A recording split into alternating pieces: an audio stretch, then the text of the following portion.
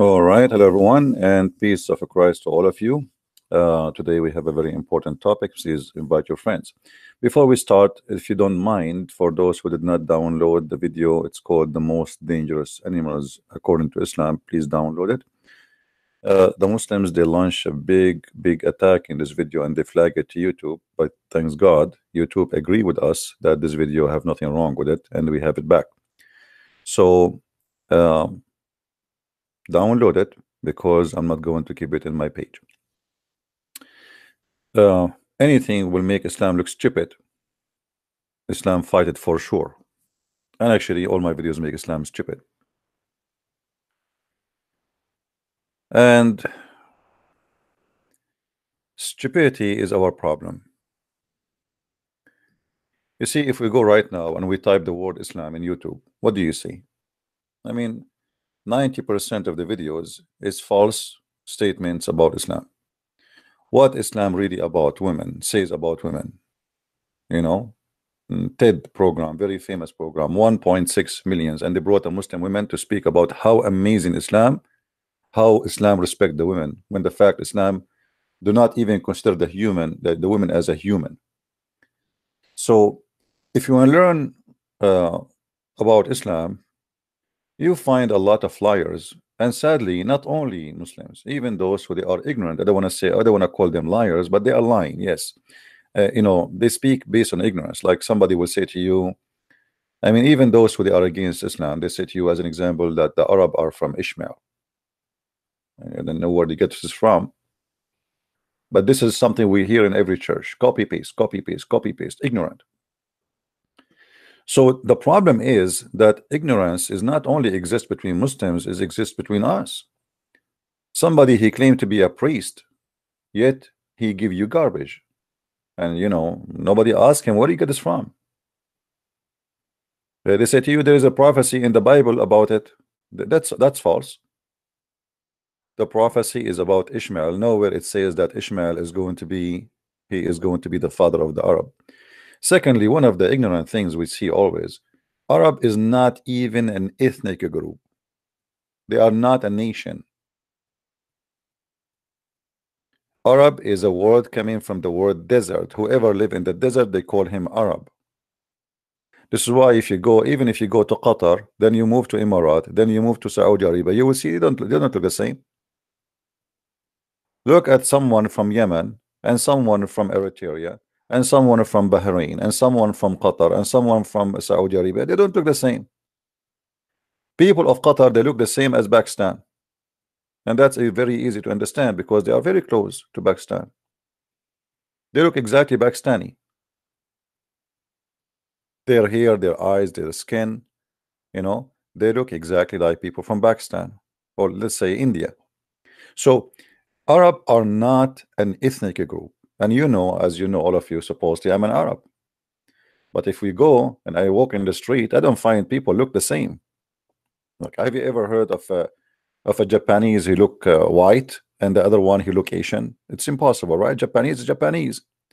So if you go in the Middle East and you walk between the Arab, you will see a guy, he have a darker skin, a guy he is a white skin, a guy he have a blonde hair, a guy he have a blue eyes, a guy he have a green eyes, a guy he have a brown, a guy he have a dark. So what is the Arab there? Who is the Arab exactly? So if you want to learn about Islam, don't learn something stupid.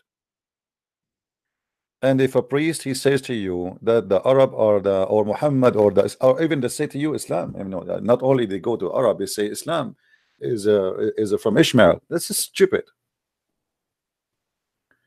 First of all, the Arab, even those who call them Arab today, they are a small, tiny in number, because there is many countries now they are joining under Arab, but they are not Arab. As an example, today, what is the name of Egypt? جمهورية مصر العربية, the Republic of Masr, the Arab, or the Arab Republic of Masr. Masr, and this is the name of Egypt in Arabic. But what is Arab about Masr? Nothing. This is an African country. What about Morocco? What about Tunisia? What about, those are not Arab, and they are African, and they are Amazigh, most of them. and Barbar. So even those who we can call them Arab is those who live in the desert, and they are little tiny nations, if we can call them a nation, like Saudi Arabia. Population is very small. Take the immigrant, take the foreign worker who live there, you will find that Saudi Arabia is nothing. Emirat is not even in the size of a town compared to USA or any country. Same as Qatar, same as Bahrain. Those are the Arab. The rest are not Arab. What Arab? Iraq is the land of the Babylon. Syria is a Syrian Aramaic, and even the Iraqi are Aramaic too. So where is the Arab? Who are the Arab? There is nothing is called Arab. It's a big fat lie. And there is nothing is called Arabic. Arabic is not even a language by itself. Arabic is a mix and collection of languages. Now today, as long we are talking about the most important facts about Islam, you might hear from a Christian ministers, and here we want to be fair. I mean, stupidity can come from all direction. Christians who they are Catholic or Protestant or Orthodox, who claim to be ministers or priests, are the last one to teach you about Islam. I'm sure many of you heard a Protestant priest or a Catholic priest or even an Orthodox priest saying to you that Muslims are Abrahamic, which is a big fat lie. Or they say to you from Ishmael, as we said, which is a big fat lie. Or they say to you we worship the same God, which is a big fat lie.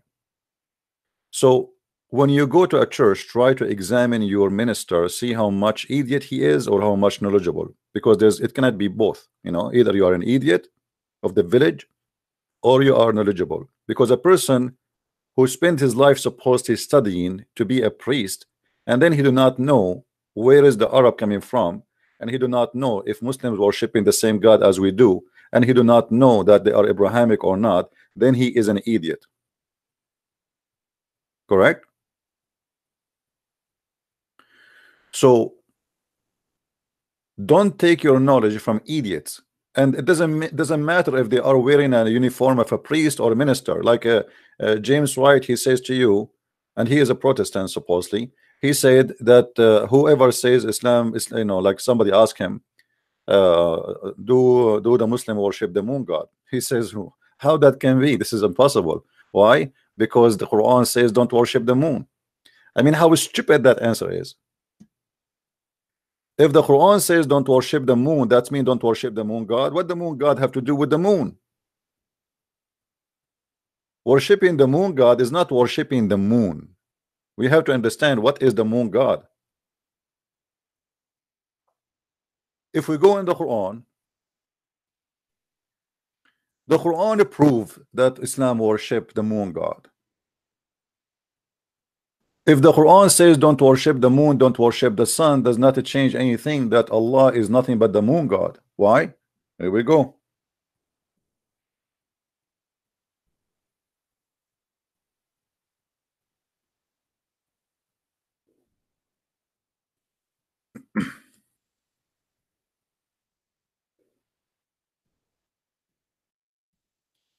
If we go in the Quran, we will find this verses.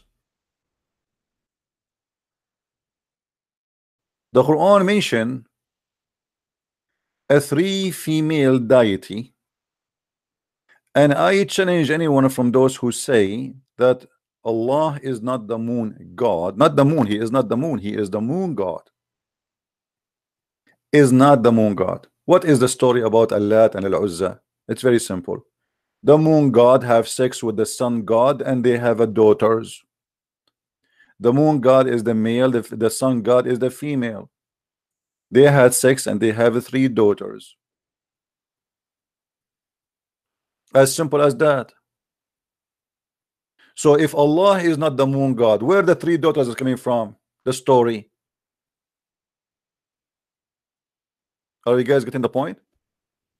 Let us say that those who say to us that the Allah, like James White, Allah is not the moon god.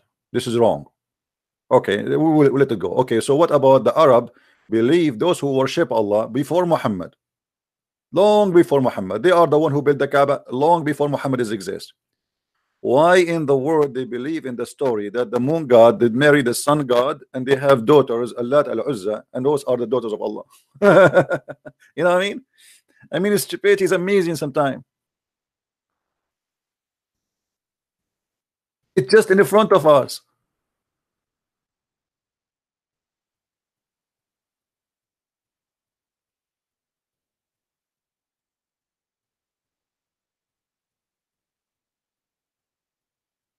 In chapter 16, verse number 57, it says the following. Let me get you the verse.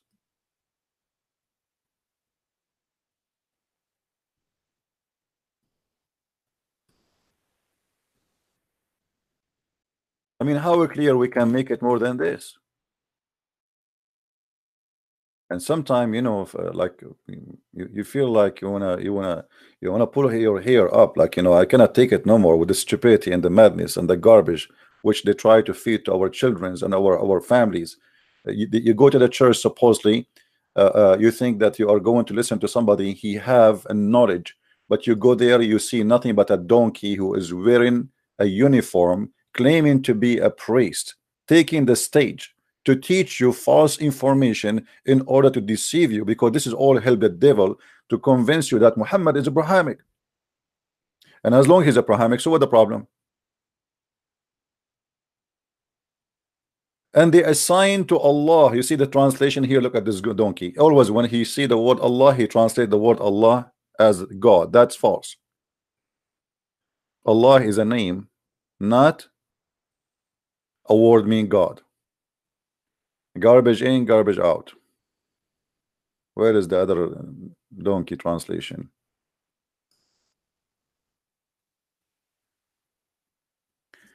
They assign daughters for Allah. Okay, who is the one who assigned daughters for Allah? The Arab. So what Muhammad he came with is simple. He adopted the same God, the moon God. But because he is under the influence, he's trying to make the Christians, the Jews, and the Sabian believe in him. So he have to merge religion together. So now we take Allah, the God of the Arab, and we take that he should not be a God who have daughters. And we like he let us say he did adjustment. But Allah himself as a person is the moon god. Are we following, people?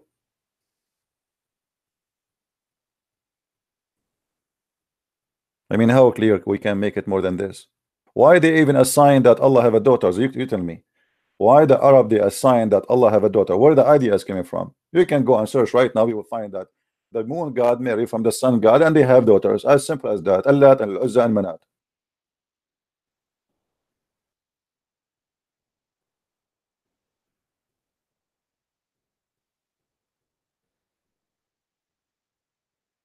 But sometime, because we are lazy and we like to copy, I mean, we trust somebody to be a person with knowledge, and whatever this person, because he have a uniform, he call himself a priest or bishop, you know, and that's it. Because he's a priest, he knows. Who says they knows? Many of them, they are doing a business. It's a good business. Wherever you go, people respect you. Wherever you go, you are welcome. They eat big meal in the funeral. They eat a big meal in the wedding. They are in the front of every place. I mean, everybody respect them. But you know, this is not what the Christian, our church father is about. The apostle of Jesus, they used to serve. They used to be humiliated. People don't really like welcome them. People throw rocks at them, and still they do their job. Those people are, most of them, they are fake. They are liars. The second you ask them a question which is serious, then right away you discover that they are liars, hypocrites. They give you speeches about Jesus. They give you. This is why Jesus said, "Not everyone says to me, Lord, Lord, will enter the kingdom of my Father."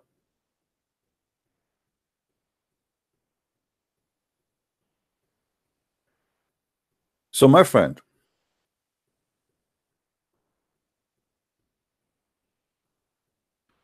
Don't make them fool you. And it doesn't matter who is the one is talking. He is a Christian minister or an Islamic minister, if we can call him minister. We call him in Arabic sheikh. The one who don't say the truth, he is a liar. Call the liar by his name. He is a Christian, he is a Jew, he is a Hindu, he is a Muslim. It doesn't matter. The liar is a liar. And the Bible says, who is the father of all lies? You know the answer, right? It is the devil. Which means you can be a Christian by name, but in fact you are serving the devil. You can be a Jew by name, but in fact you are serving the devil. You can be whatever you can be, you know, whatever a name you give for you as a coat to wear to cover yourself. It's the same person. It's the devil. He have many uniforms.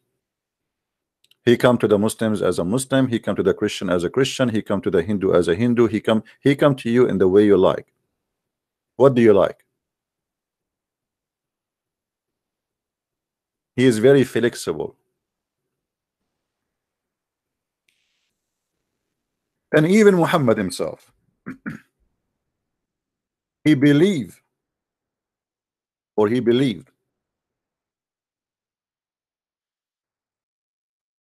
that the daughters of Allah are real.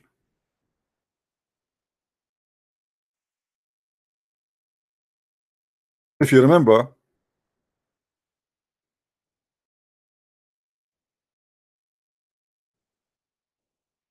the Muslim, they report to us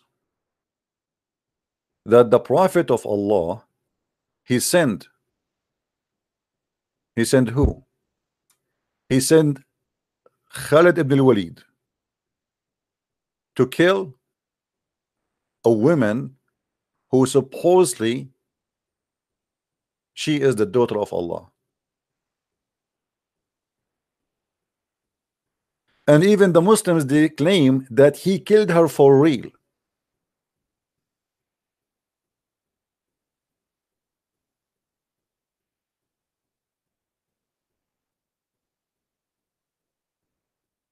They killed her for real.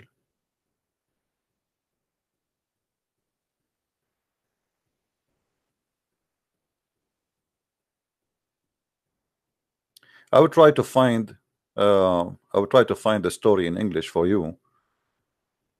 Let us see if we can find it in English.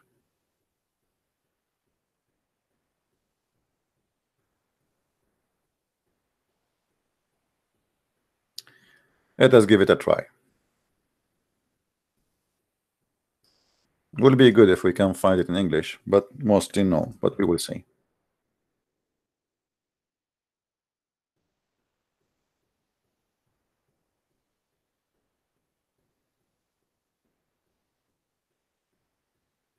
Yeah, I don't think we will find it in English, but in Arabic it's very easy to find it. If somebody know the story where Muhammad he sent, actually I'm surprised we cannot find it here. I mean, we should find it. You know?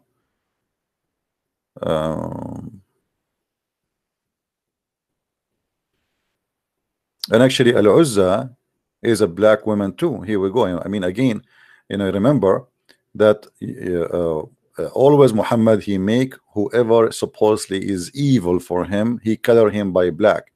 So he sent Khalid bin Walid to kill the daughter of Allah, which is Al Uzza, and she was a huge black woman, and he killed her supposedly. Let me show you some reference. If somebody can find the story in English, let me know, please. We can post it in the link so people they can read. This is the book of Sharh Sahih Muslim, which means the interpretation of Sahih Muslim. And this is the page 103, volume or chapter 22. We are showing the reference as you see here. Okay, in the bottom, in the down in the link. And then it says that Muhammad he sent Khalid bin Walid in a mission. And what is the mission? He sent him to a wadi. It's called the Wadi of Palm Tree. And this valley, it was in the left side. So Khalid bin Walid he came and he found like three small trees, or a small big tree, like, you know, it depends in the understanding. And then he cut the trees, and there was a house on the trees. He destroyed it too. And then he came to the prophet and he told him that he cut the trees.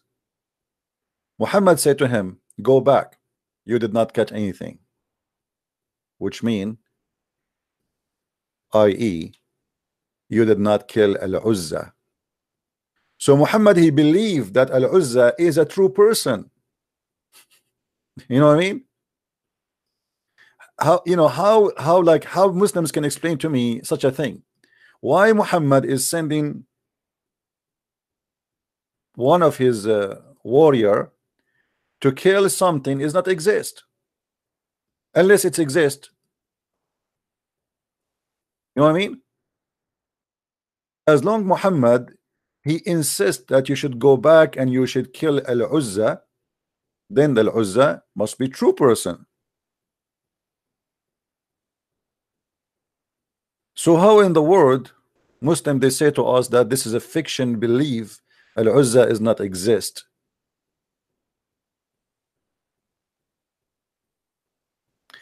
And then here continue the story says, after he told him that I cut the trees, Muhammad, he said to him, you did not do anything yet, you did not cut it yet, which mean, i.e., you did not kill Al Uzza. Who is the one is talking here is Muhammad. Then he sent back Khalid to finish the mission. So he went and he left, like he looked at the side of the location where supposedly Al Uzza live, and they look at the mountain, which means they enter the mountains, and they found that in this mountain the news of the sky come to it.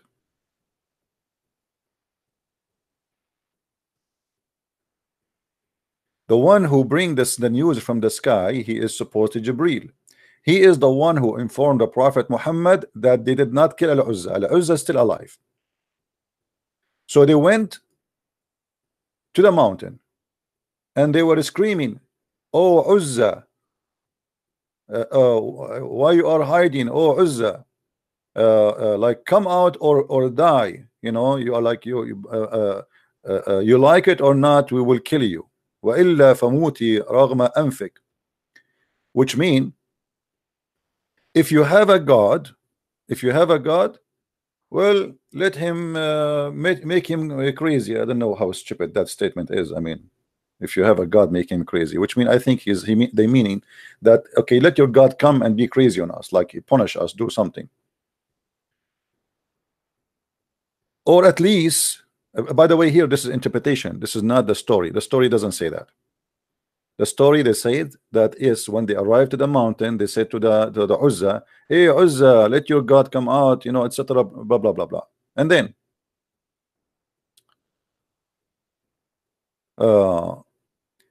Khalid, he arrived to the women, and she was totally naked, and she was black, and her hair was widespread, and her boobs are on her shoulders. Have you ever heard of a woman, she have a boobs in her shoulders? I mean, what is that? So obviously they are claiming that she is not a human, she is different. She have some features as a human, but in fact she is not a human, to the point that she have her breast in her shoulder, and for sure that cannot be a description for a human being, right? Now the ones who keep typing for me and texting me, I don't know what's wrong with people.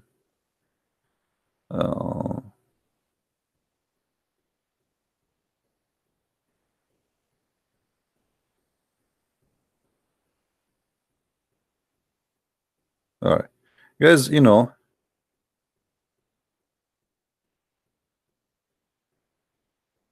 just watch my videos And don't tell me to destroy this guy and that guy. All of them, they are idiot. If you have somebody to debate me, bring him here. What I can do? I mean, I cannot chase people one by one. If you have somebody, he want to debate me, tell him, okay, Christian Prince is here. Here we go. We are live. I mean, what I can do more? Can a Muslim even have the courage to have his Skype open for any call? They cannot. Because they have no knowledge and they have a stupid religion and their God is not helping them. 3 in 1: stupidity, ignorance, and false religion. So don't tell me, can you silence this guy? We are silencing them. So what we are doing here? If this is not silencing, so what is silencing?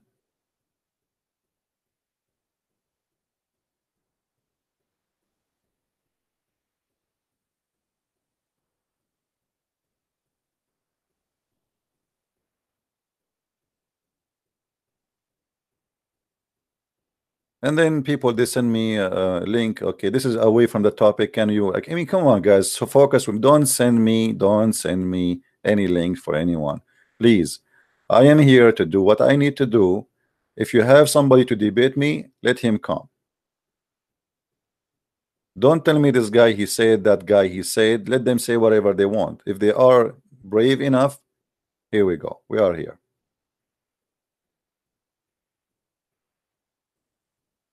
Like a Muslim now, he sent me a link for Zakir Naik saying the proof of a prophethood. I wish I can play the video so we can die laughing.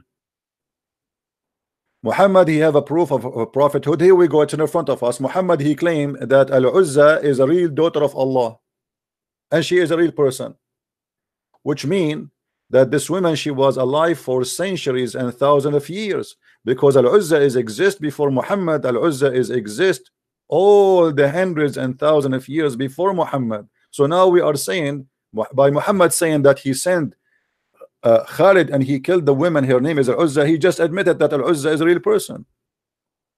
What a prophethood. Muhammad, he have a proof of a prophethood. Call me and show me the prophethood proof.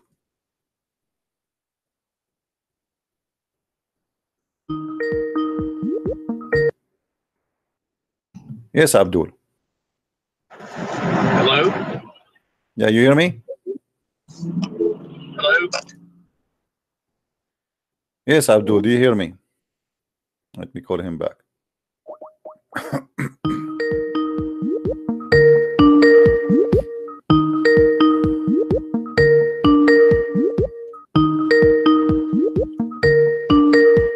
Answer, buddy. Okay, you call me back when you're ready. Muslims, they can serve their own propaganda. I don't blame them if they try to defend their religion. At the end of the day, they are Muslims and they believe that Muhammad is an amazing person. This is what they've been taught. This is what they learned. But we cannot say, okay, answer this guy, because simply I am here answering all guys.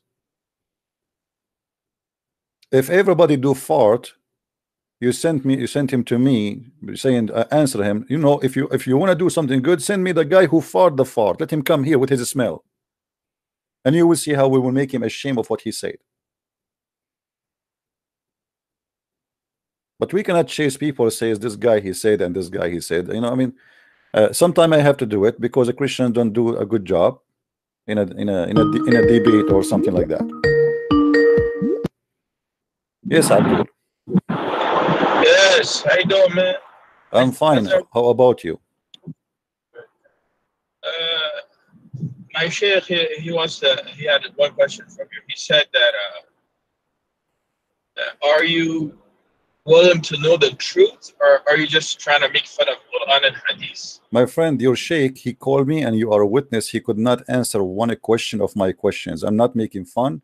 Your sheikh, he know nothing, and you know it. And now if your sheikh is there, let him talk to me. I'm just saying, my sheikh said that, are you trying to know the truth, or are you just making fun of my friend, this is a very silly question, because with my respect to your sheikh, I am a man, I'm not a kid. So and where he was when I asked him the questions, and why he did not tell me the truth. I mean, is it really amazing that you are now going to give me a speech saying that your sheikh said to you, do you want to make fun or you want to know the truth? I asked him a questions, he could not answer, he did not give me the truth. So what was preventing him for an hour and a half debating me from giving me the truth?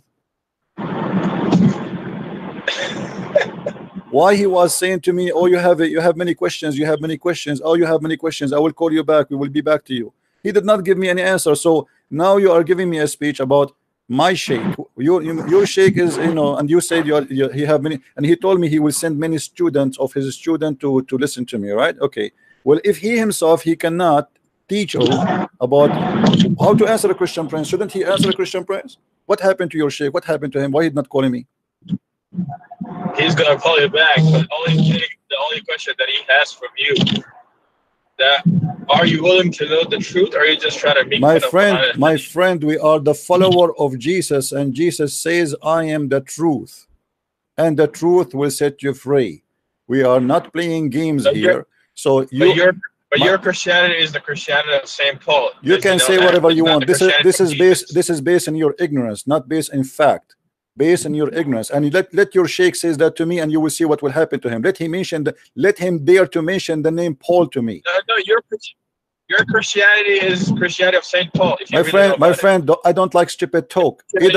My friend, okay. Why your sheikh don't call me right now and let us talk about Paul, and you will see that your sheikh will be ashamed for mentioning the name Paul forever. You're the follower of Saint. You're the Christianity followers. Okay, you see, you are repeating the same thing. You see, first of all, you admitted that your sheikh could not answer me. You admitted that the Muslims have no answer, and yet you are talking about Paul. What do you know about Paul? You know nothing about. Okay, what if I show you? What if I show you Paul? What if I show you? Hold on. What if I show you Paul in Islamic books? What you will do? That Paul is a messenger of Allah according to Islam. What do you do? Are you going to open the camera and do the monkey dance for us?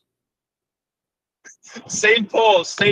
Yes, Saint Paul. If I show you that according to the Muslims that he is a messenger of Allah and he is a messenger of Jesus, what you will do? Are you willing to open the camera and do the monkey dance for us?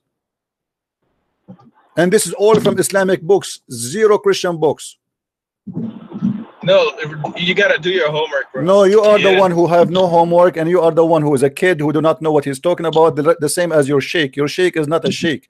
Your sheikh is just doing a job, collecting money, have a salary. Yet when we ask him a question, he have no idea what we are talking about. Bingo.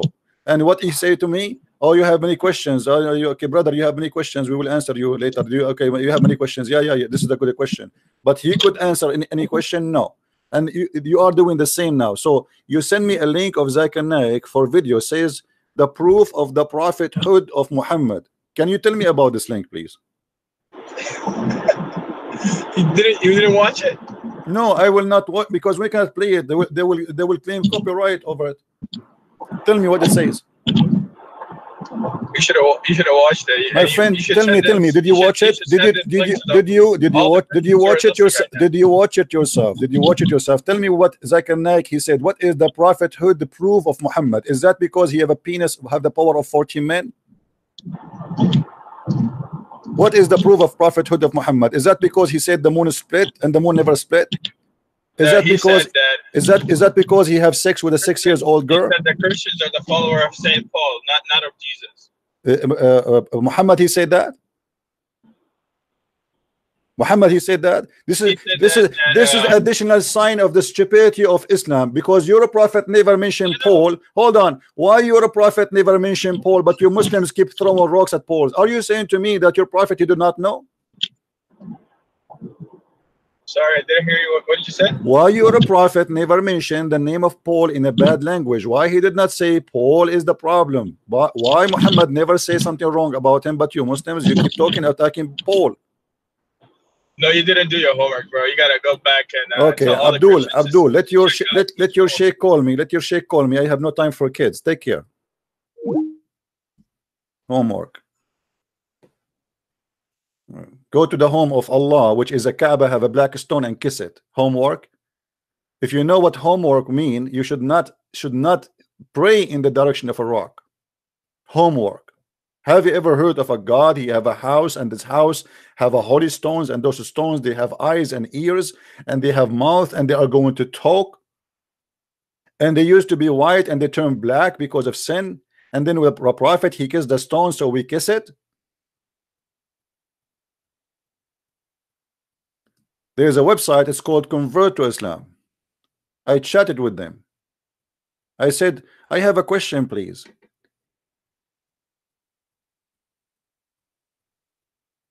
Why about the black stone? Why the prophet kissed a black stone? They said because it's holy. I ask again, and why it's holy? The guy in the other side said because the prophet kissed it. I mean, have you ever heard of something stupid more than this? I just said to you, why the prophet kissed the black stone? You said to me because it's holy. And I said to you, why it's holy? You said to me because the prophet kissed it. And you are telling me do your homework.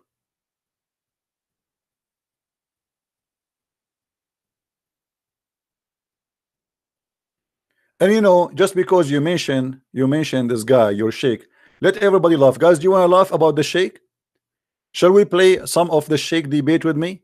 And you will see how shaky he was. What sheikh? I never debated a sheikh. He can ever answer me anything. Never. Never before, never in the future. And actually debating sheikhs is a lot easier than debating someone like this kid, because kids, they can say whatever they want. They can, you know, it's like it's hard to debate them because they are kids. It's like debating in ignorance is a mission impossible.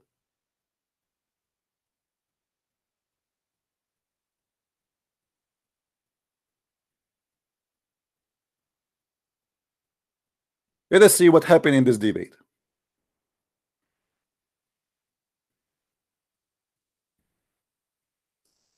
You have a sheikh and your sheikh will call me? You're right. I don't think he will ever do it.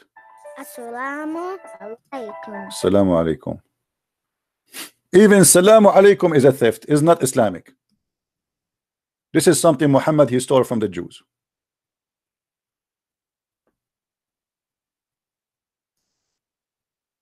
This is your sheikh, my friend. He was very shaky.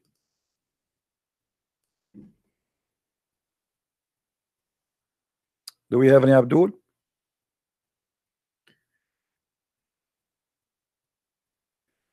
The one who called himself awesome dude. Are you a Muslim?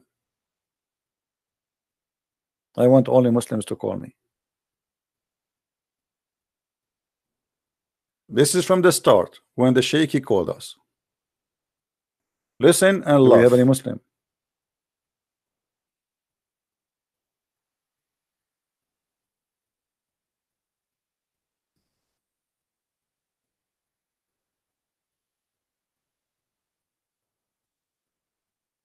I did not say that. Okay, hold on. We want to call Abbas, give him a chance to explain what he said. Maybe we get him wrong. Abbas is angry now. Don't say that to Abbas. If Abbas get angry, let's see where you don't know what started. It is a must to ask them for intercession, and he bowed down to them. What do you say about that? He never bowed down to them. What he did was that at the time of oh, this is the sheikh. He called me here. Let's see. It is a must to ask them for. Hold on.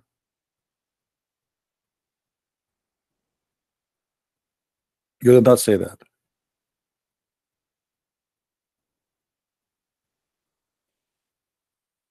Call me, Abbas. Call me. Let us see what you say. But this is not Abbas now. The one we'll call is the sheikh. Hello? Hello? Yes. This is the sheikh, Abdul Wadud. How you doing, man? I'm fine. Is that Sheikh Sheikh Abdul Wadud? Welcome, Sheikh Abdul Wadud. How are you doing, my friend? I'm good. How are you, man? I'm all right. Everything good? I'm very good. So I've been told by one of your students you want to call me and explain to me something about the Quran, if you don't mind. Yeah, I want to explain it. All right, that's wonderful. So what about the Prophet Muhammad? He recited that the three daughters of Allah, it is a must to ask them for intercession, and he bowed down to them. What do you say about that? He never bowed down to them. What he did was that at the time of before the Prophet of Muhammad, peace be upon him, the people, what they were doing, they were worshiping Lat and Uzza. So, Messenger Muhammad, peace be upon him, was sent to tell them to not worship Lat and Uzza, and to worship only one Allah. But this is not what Islamic source says, my friend. The Quran says in chapter 22, verse number 52, that Shaitan he throw in the mouth of Muhammad satanic verses, and then all the reference says that Muhammad, the Prophet of Islam, when he was reciting the chapter of An-Najm, he said that those are Manat and Al-Lat and Al Uzza, the three daughters of Allah. Their intercession is a must. And he bowed down, and all the pagan bowed down behind him. And even the pagan, they said, we never saw a prophet praising our gods as this before. So your prophet, he bowed down, and the pagan, they bowed down to the three daughters of Allah, and your prophet, he mentioned their names. You hear me, Sheikh? As I told you, that at that time, if you know the history of Arab, those people, they were worshipping Lat and Uzza at that time. So Allah was telling them to not worship. Yeah, I know that, but why Muhammad he bowed down with them? You see, I have a story written by you Muslims, not by me. You see? Okay, bring the history in front of me so I can see it. Okay, do you see the screen? Do you see my screen? Just wait a minute, my student is working on it. Okay.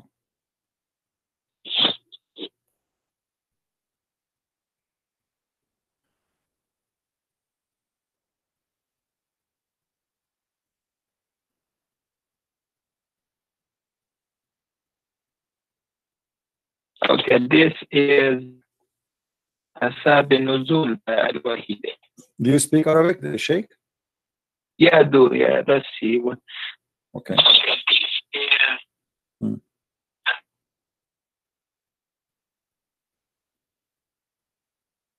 Okay. Let me highlight for you so you can see. It says here, you know. So when the messenger he was reciting, he revealed to Muhammad to him Surah An-Najm by the star when it saith, Surah chapter 53, the messenger of Allah bless him and give him peace recited it, but when he reached have ye thought upon the Al-Lat and Al Uzza and Manat, the third, the other, chapter 53 verse number 19 to 20, the devil put in his tongue that he had secretly wished and hoped for, and said, these are the mighty grands, the Garanik, and their intercession is to be hoped. And then when Quraysh heard him saying that, when Quraysh they heard this, they were very pleased, and the messenger of Allah bless him and give him peace, carried on reciting until the end of the surah, and then he prostrated, and the Muslims followed, and they prostrate, and all the idolaters they're prostrated there too, and those all they were present, whether they are believers or disbelievers, all of them they bow down together, except a man, his name is Al-Walid, because he was an old man. So your source, my friend, saying clearly that you're a prophet, he worshipped the three daughters of Allah, he granted them prayer, and he was teaching, claiming that Allah taught him to say that the three daughters of Allah, they are to be worshipped and ask for intercession. What do you say? If you look at the translation, right? The translation is telling you the messenger of Allah, Allah bless him, gave peace and care on reciting the end of the surah. So that means that he was reciting Quran and he went to sajda to Allah. He didn't do sajda to the Lat and Uzza. Yeah, but he mentioned already he mentioned that Al-Lat and Al Uzza, three daughters, he acknowledged them as their intercession is a must, and then he bowed down at the end, no problem. That was the problem. That was the problem at that time, that the mushrikeen in Makkah, they were worshipping Lat and Uzza. And your prophet, he worshipped them, as you see, he mentioned their name. He was reciting the verses of Quran. Okay, what he said that the three daughters of Allah, their intercession is a must, right? So you're a prophet. That was the must for the mushrikeen in Makkah. Yeah, but he is the one who said that.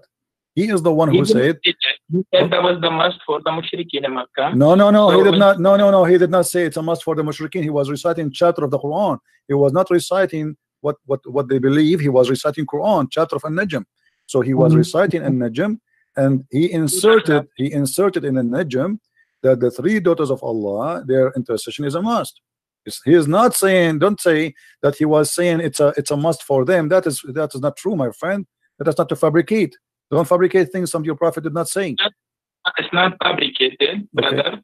I think you have a lot of questions about Islam. I think you are questioning Islam by so much that you have read everything. Good. That's well done for you. You have read it, but you have not read it with a scholar of Islam. So you need to sit with a scholar and learn from them to teach you the Quran and Hadith in detail. So you can know what Quran and Hadith really is about. So you're asking me now to go and learn from the scholars. I thought you are a scholar, you are a sheikh. Yeah, that's what I'm saying. So as long as you are a sheikh, why you are changing what is written there? It says that the prophet, he said that the three daughters of Allah, the Garaniq, their intercession is a must. At the end, he bowed down, and all the pagan, they want to bow down together.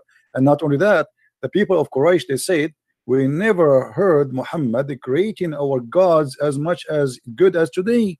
So here we go. He agreed them. He said their intercession is a must, and he bowed down at the end, which means he bowed down for whatever he said. Whatever he said in that chapter, he bowed down and he started worshiping.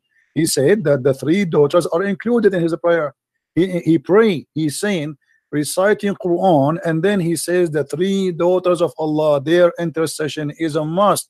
And then at the end, he bowed down. He bowed down for what? For every word he said before he bowed down. So yes, he bowed down to the idols, the three daughters.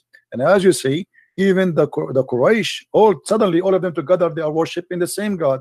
And not only that, they said, Muhammad, he never mentioned our gods as good as today before. And this is why people, they thought that Muslims and the Arab, they became united because now they are worshiping the same God, and it is Allah, and it is the daughter of Allah. So don't tell me go and ask the scholars. You claim to be a scholar, and this is a scholar. The one who's talking here is a scholar, by the way. This is Asbab al-Nuzul. This is not my book.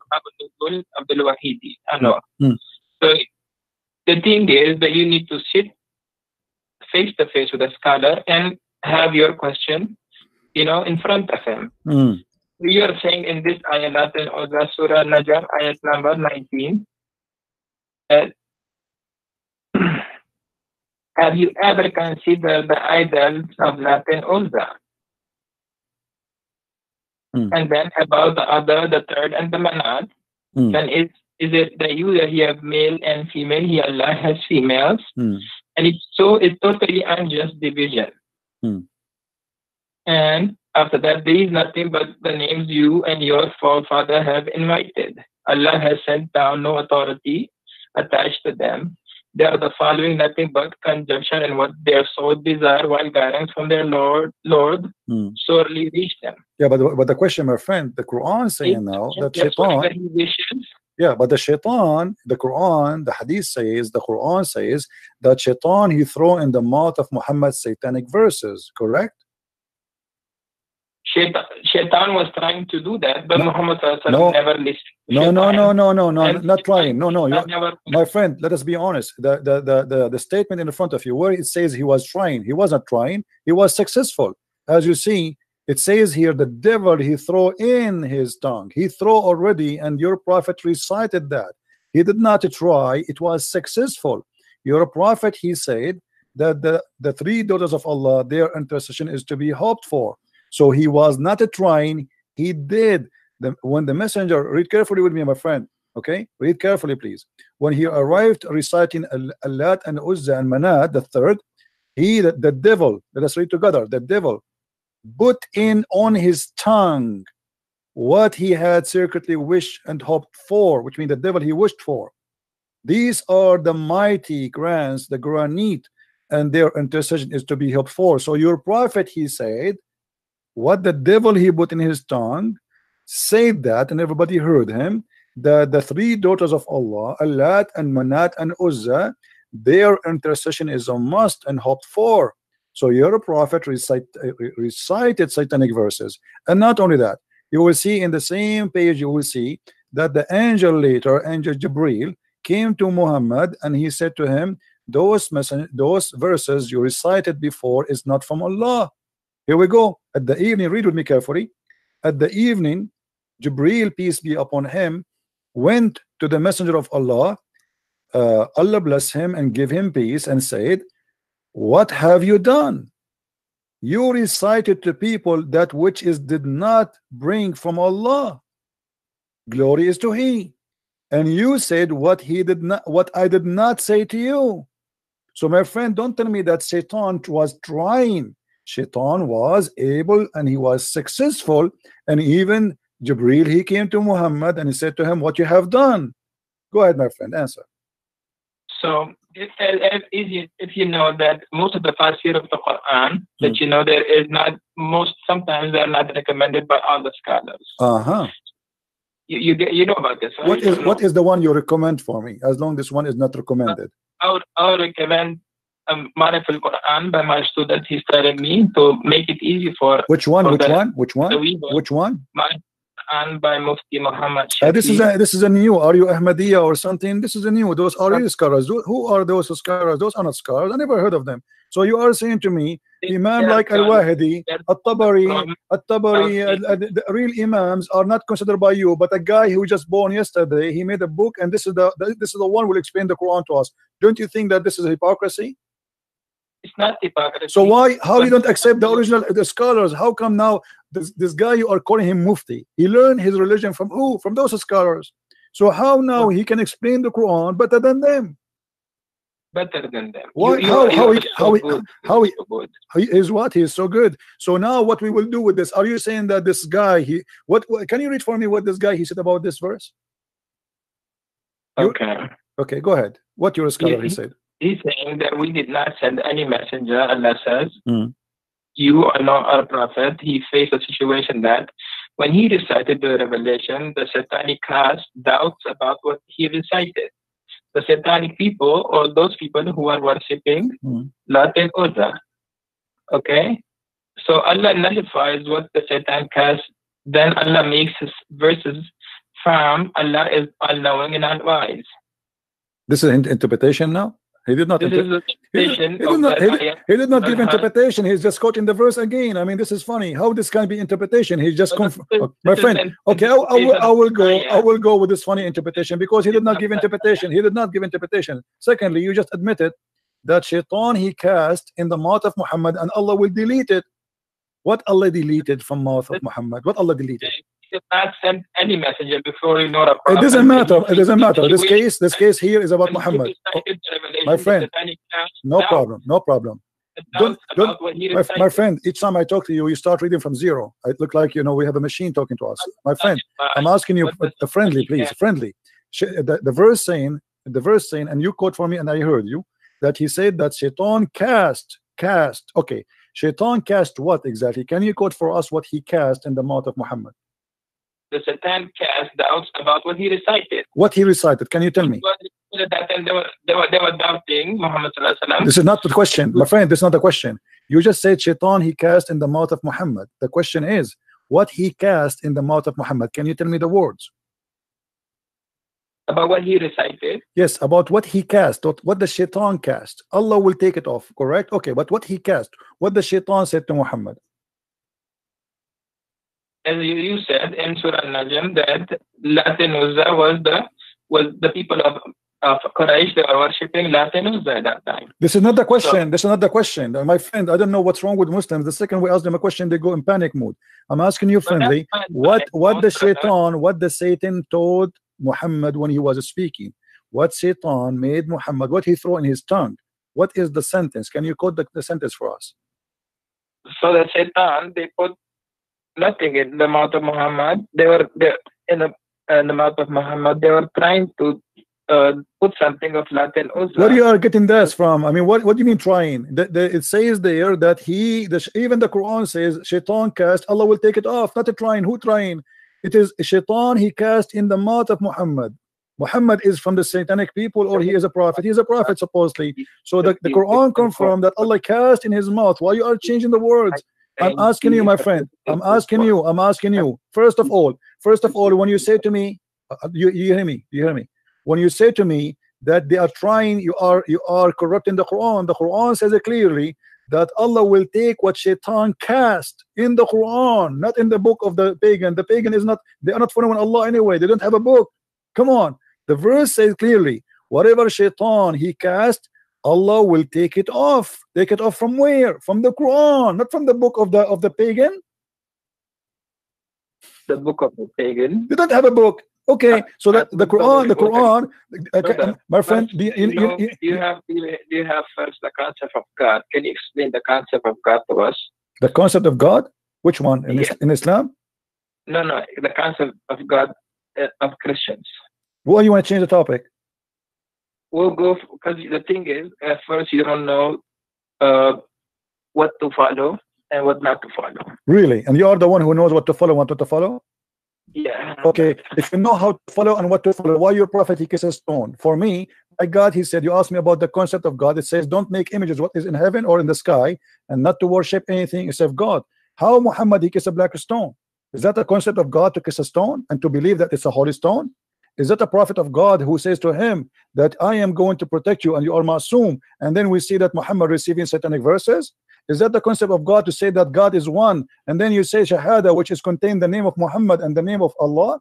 How that can be one but yet two on the same line, associating the knowledge of God and the knowledge of Muhammad? You say Muslims, you say Allah and his prophet knows best. You associating the knowledge of God with the knowledge of a man. How you say that God is one but knowledge of Muhammad is equal to Allah knowledge? How you say that God is one but Allah he wrote the name of Muhammad in his throne? How you say that the name of God and you say Allah is one God, but then you say to me that Allah he says if I want to take a partner I will take it from our kind? How Allah is going to take a partner from his kind? Can you answer me? Okay, now the mic is mine, right? Go ahead. Okay, so at first you said the black stone. The black stone is, as if you know that there was a fight at the time of Quraysh, where Prophet peace be upon him, he took all the leaders of the Quraysh and took the stone towards the Kaaba and placed it there. And people will go around the Kaaba, make the tawaf of the Kaaba and kiss it. Okay. Right? Okay. So your prophet is following the pagan, you mean? He's just kissing it the same as the pagan before him? So if you know that Prophet Muhammad, peace be upon him, he became prophet at the age of 40. Okay. He was a Nabi before, from his birth, but he became a Rasul at the time of age of 40. Okay, when he would go around the Kaaba, he would kiss the stone because this stone came straight from Jannah. As if you know that this stone was whiter than the milk, and because people kissing it, it became black. And because most of the Muslims nowadays they kiss it for the love of Rasulullah. Okay. Can I make a comment, please? Can I make a comment? Can I make a comment? Yes. Okay. So you just said to me that you Muslims you kiss it because the Prophet kiss it. But why the Prophet kiss it? Okay. So our Prophet, peace be upon him, he kissed it because it was made by Allah in Jannah. Okay. But you just said to me, my friend, hold on. But you just said to me, we kiss it just because the Prophet kissed it, which means you are saying we don't kiss it because Allah he made it, we kiss it just because the Prophet kissed it. Everybody heard you. And that is a contradiction, because if you are just kissing it because Muhammad kissed it, not because of anything else. Ayah of the Quran, Ati'u Allah wa Ati'u Rasul. Okay, no, it doesn't say actually Ati'u Allah wa Ati'u Rasul only. It says Ati'u Rasul wa Ati'u Allah, which means obey Muhammad first and then you obey Allah, correct? Okay. So how? So if you know the ayah. Yes. So how you say Muhammad is a prophet when the Quran says you have to obey Muhammad first before you obey Allah? So that's the command of God. It's a command of God. How I know that this is the command of God? If God tells you to first follow Jesus and then follow God, my friend, how I know that this is the command of God, and why God he says obey a man first and then obey me? Shouldn't say obey me only because a man is a sinner and he can do bad stuff. Is Muhammad God? He don't do any mistakes. How you say to you, how he say to you, obey Muhammad and then obey Allah, and why Muhammad first and then Allah second? How Allah can become second before? If you know that all the messengers of God, they are all masum, they don't have any sin, they are sinless. That's not true, my friend. Isn't it the Quran says that Allah he forgave Muhammad for the past sin and the coming sin? So are you saying to me Allah he did lie in the Quran? Listen first. You wanna listen to me, or you wanna keep on, because you I'm listening, my friend, but you are making a contradiction. I have to make a point before you change your mind, because it says in chapter 48 verse number 2, may Allah forgive to you your sin in the past and your sin in the coming time. So how you say to me Muhammad is ma'soom, but the Quran confirm that Muhammad is a sinner? Allah is telling through the mouth of our prophet. He's telling us that Allah will forgive the sins of those who accept Islam. No, that's not true. Not true, my friend. Chapter 48 verse number 2 is speaking specifically about Muhammad. So please, if you are a sheikh, you know, I accept from you a decency and honesty, not lies. Are you fabricating the interpretation for the verse, making it about the Muslims? This is about Muhammad himself, not about anyone else. Why you are, my friend, changing the meaning? I don't want to say the word liar. I promise myself to speak to your respect, but this is absolutely false what you said to me. This verse only about Muhammad. What are you talking about? Chapter 48, verse number 2. 48, verse number 2. Okay. Al-Lat.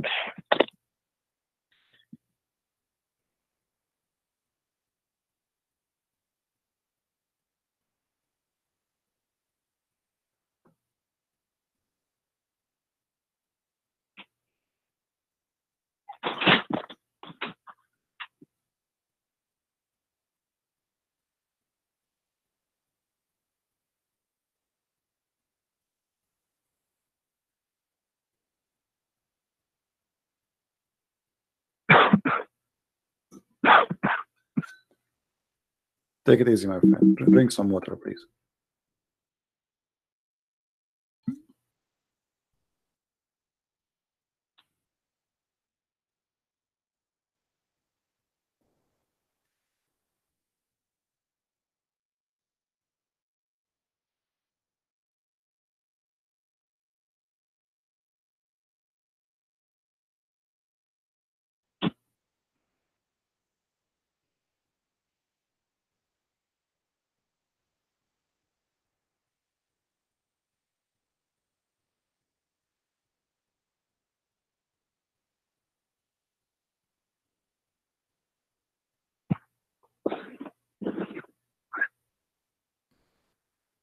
So if we go back to the history of this surah has been revealed when Makkah was fatah. When Muhammad he came back to Makkah, and he forgave all the people of Makkah, all the people who did all the bad things to Muhammad, peace be upon him, at that time. Yeah, but this is about your prophet. The Quran confirmed that he is a sinner. So don't tell me that this is about the believers, not about Muhammad.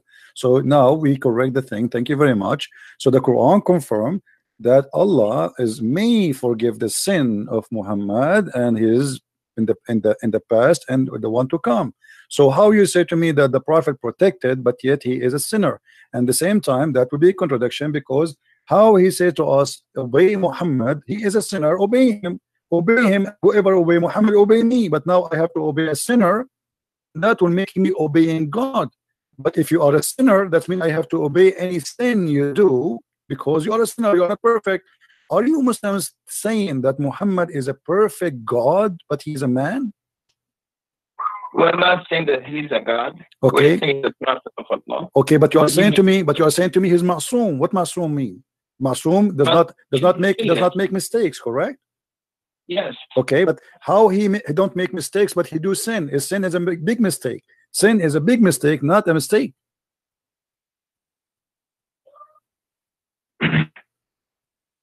As we know that prophets, peace be upon them, as you know that when the Quran used to come on them, the wahi, they used to go into a state. Sometimes the wahi will come to them at the time when they'll be on a horse, sometime in the journey, sometime, in any time they could come to them. from Allah. So Sometimes if there was a problem. So if you really look into the Quran, and you have so many questions, I know that you anytime if I speak and speak, you will keep on asking and asking and asking questions. You know, we are not asking questions. We are in the topic, my friend. Me and you, my friend, we need to sit together. We need to sit together, and inshallah, we need to sit together, and inshallah, Allah will help you understand and understand the wisdom of the Quran and what is the why everything was revealed in this way, and how the ayahs of the Quran was revealed, and how the Quran was compiled together. And inshallah, you will have a better understanding. So my friend, inshallah, you will not answer me. Inshallah, you have no answer. Inshallah, you are telling me I cannot answer you. Yeah, then answer me, my friend. Then answer me. Why you are giving me this speech about inshallah, inshallah? I have a question for you, and you are trying to avoid it. Inshallah, you will not answer me. Inshallah, we will sit together. You know, my friend, we will not sit together ever. I mean, I don't know where you live. I don't know who you are. So what do you mean, inshallah, we sit together? I want an answer. How you say to me that the Prophet is masoom, protected? Do you live in New York? No, I don't live in New York. I live far away. No. But anyway, we do not need to sit together. Here we go. We are talking. Everybody can hear us nice and clear. So the Quran confirmed that Muhammad is a big time sinner. So how the Quran says to us, if you obey Muhammad, you obey me. But Muhammad is a sinner. How I can obey God by obeying a sinner? It's like, imagine I am going to obey a guy. You just told me he is a sinner. And the Muslims, sorry to say, they lie to us. They say Muhammad is protected by God. He don't do sin. But as you see, the Quran in many verses, by the way, this is one of them, confirm that Muhammad is a big time sinner. And not only that, what kind of God? He gave a permission and license for sin to Muhammad. He said to him, I forgive your past and your coming sin. What is that? Since when God he gave a license for sin? Why Muhammad he can sin as much he has, even sin for the future he will forgive it? What does that mean? So if you believe in God, right? Do you believe in God yourself? If you believe in God, if you know that God, even today, if he says, if the day of judgment happens today, right? And God says, I will enter all the people who are making shirk against me, I'll make them enter into Jannah. Would you question him? It's not about a question. I question why not. I mean, I question if something doesn't make sense. If there's a isn't it the Quran said, my friend? Isn't it the Quran says why they cannot understand the Quran? If this book is not from God, you will find a lot of contradiction. So Allah, He told you that if you know, this is how you know that this book is from God or not. So He said, yes, question me in this case. I know in chapter 5 verse 101 it says ask not questions, but here Muhammad is trying to silence anyone who asks me question. But the Quran says, Allah yatadabbarun al-Quran. Can they understand the Quran? If this book is not from God, they will find a lot of contradiction. And this is a contradiction. How you say to me that Muhammad is masoom, and then you say to me Muhammad is a sinner? How you say to me that I have to obey a Muhammad, and then you say to me Muhammad is a sinner?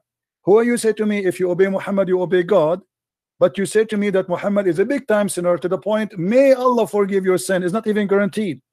In chapter 4 verse number 82 it says, why they will not then bound the Quran?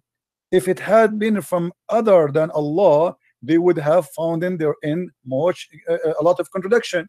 So the Quran is giving me the way to discover is book from God or not.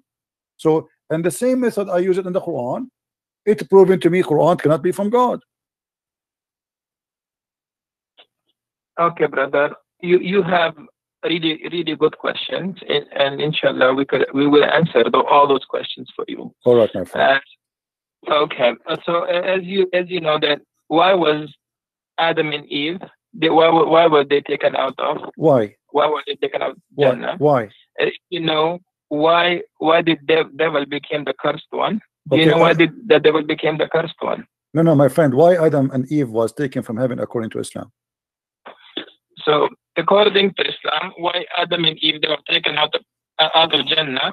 Because the waswasa of shaitan, the waswasa of shaitan happened to Eve, and because when the waswasa of shaitan happened to Eve, Eve told his husband Adam that let's go and eat from that tree. When that tree was forbidden for them to eat, when they ate from that tree, what happened? They became naked and they were sent towards the face of this earth where they have to live.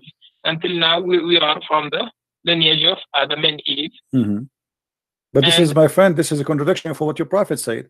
Your prophet said that Adam, he commits sin because Allah, he wrote for him his destiny to commit sin, and Adam, he have no choice. Destiny, yes, that was his destiny. So okay, so how Allah, why Allah, if this is his destiny, how Allah is going, how you just blame the shaitan that he is the one who did whisper in Adam, but the fact it was destiny written by Allah. So the whole scenario written by Allah. Allah, he ordered shaitan to whisper. Allah, he ordered Adam to obey. Allah, he ordered Adam to sin, and then Allah, he punished Adam to sin. So how we can blame shaitan for that if Allah is the one is behind this conspiracy and he is the one who did that to Adam? Adam is a victim. So if you know the history of shaitan, when Adam was created and the shaitan, when Allah told him to prostrate to Adam, what did shaitan say? Well, first of all, why Allah want to say to shaitan to protest? He did not even order him to protest. No, my friend, my friend, in front of everybody, with my respect, in a friendly way, I challenge you to show me where Allah, he ordered shaitan to prostrate to Adam. If you show me that, I will shave my 20-foot mustache. Okay. Go ahead. Wait a minute.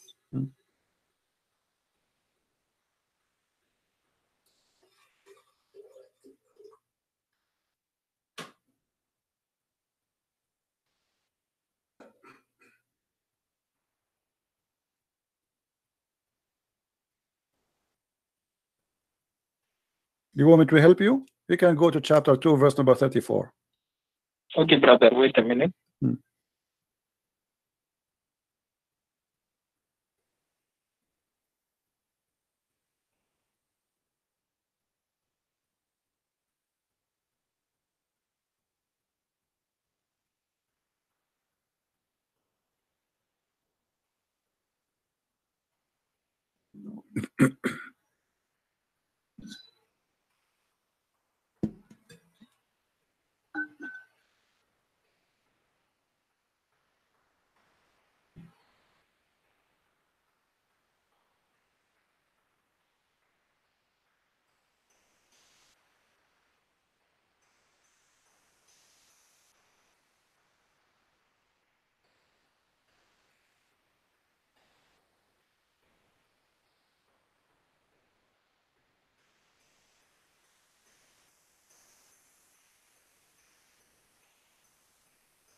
Do you feel like calling a friend or somebody? Brother, yes. I'm going to my books and I'm looking from my books, okay? All right.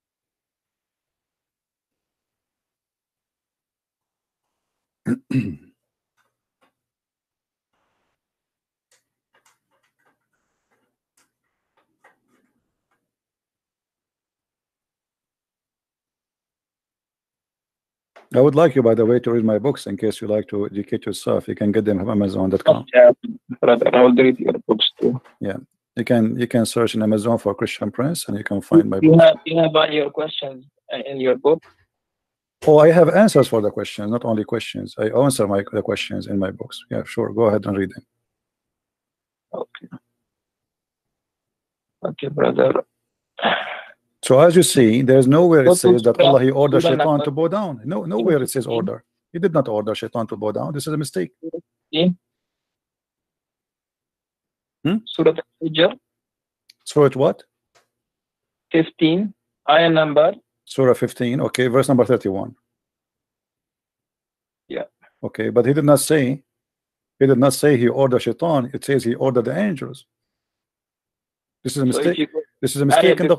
This is a mistake in the Quran. The Quran is making a mistake, a very, very bad mistake. Because if Allah he ordered the angels to prostrate, why he accepting shaitan to bow down? So if you know at that time, shaitan was one of the person amongst the jinn. He was amongst the jinn that he was accepting all the messengers and he was listening to them. No, my friend. When I say I order all the cats to say meow, why am expecting the dog to say meow too? He is not a cat. The Quran is so clear. It says Allah he ordered all the angels to prostrate, but Iblis he did not. But Iblis is not an angel. You see, for the Christian, they believe that shaitan is a foreign angel. You Muslim don't believe in that. You believe he's a genie, correct? So Allah he ordered the angels. Why he is expecting shaitan to bow down? This is not even right. If I say all, my friend was there with the so angels, so it doesn't matter, my friend. Amongst the angel jinn. Okay, let's say he was there. But if I am saying all angels bow down, why I am upset from someone he is not an angel for not bowing down? That doesn't make sense. If I say all girls go out, let's say today, okay, you have two friends. Let's say two friends, right? And both of them they're really close to you. Okay, one is Abdul and one is Abdullah. Abdul and Abdullah, good names. Okay, good names, right? So if you have two names, Abdul and Abdullah, if you tell Abdul, you know, both of them are really close to you, both of them you call them Abduls. Okay, because they're so close to you, you just call them Abdul. Okay, you tell Abdul come over here. If one comes and another doesn't come, how you feel? But my friend, you forgot that shaitan is not a Abdul and angels are not a Abdul. They are two kinds of creatures. They are not both a human. The both no. Listen, they you are said two. you will shave your mustache if I told you that shaitan did not make sajda. No, I know. I said to you, if you can show me where Allah he ordered the shaitan to bow down, where he ordered him. He never ordered shaitan. He ordered the angels. So read ayah number 28 from 28, and remember when your Lord said to the angels, I'm going to create a human being from a sound-giving clay made of decaying mud. Then, and when I form him perfect and blow in him of my spirit, you fall down before him prostrating. Okay. So the angels prostrated all together. Yeah. But why is upset? Iblis was there, but he didn't prostrate. Because if you have all the people standing there, you tell them to bow down, and there's one person who's not. My friend, if I say everybody bow down, then that will make sense. But he did not say everybody bow down. He says, وَإِذَا قَالَ رَبُّكَ لِلْمَلَائِكَ إِنِّي خَالِقٌ بَشَرٌ مِنْ صَلْصَالٍ مِنْ حَمَإٍ مَسْنُونٍ. So he was talking from the beginning to the angels, and you are the one who quoted that verse for me, verse number 28. So Allah he was speaking from the beginning only to the angels. So the angels are listening now. The rest is not in the business to listen. If I say to the angels, that's mean I'm speaking to the angels.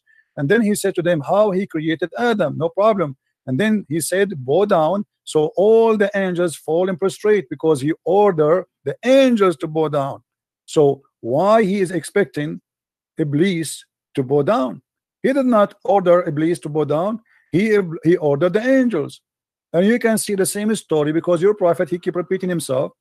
Chapter 2 verse number 34, chapter 7 verse number 11, chapter 15 32, chapter 17 verse number 61, chapter 18 verse number 50, chapter 20 verse number 116, 26 95.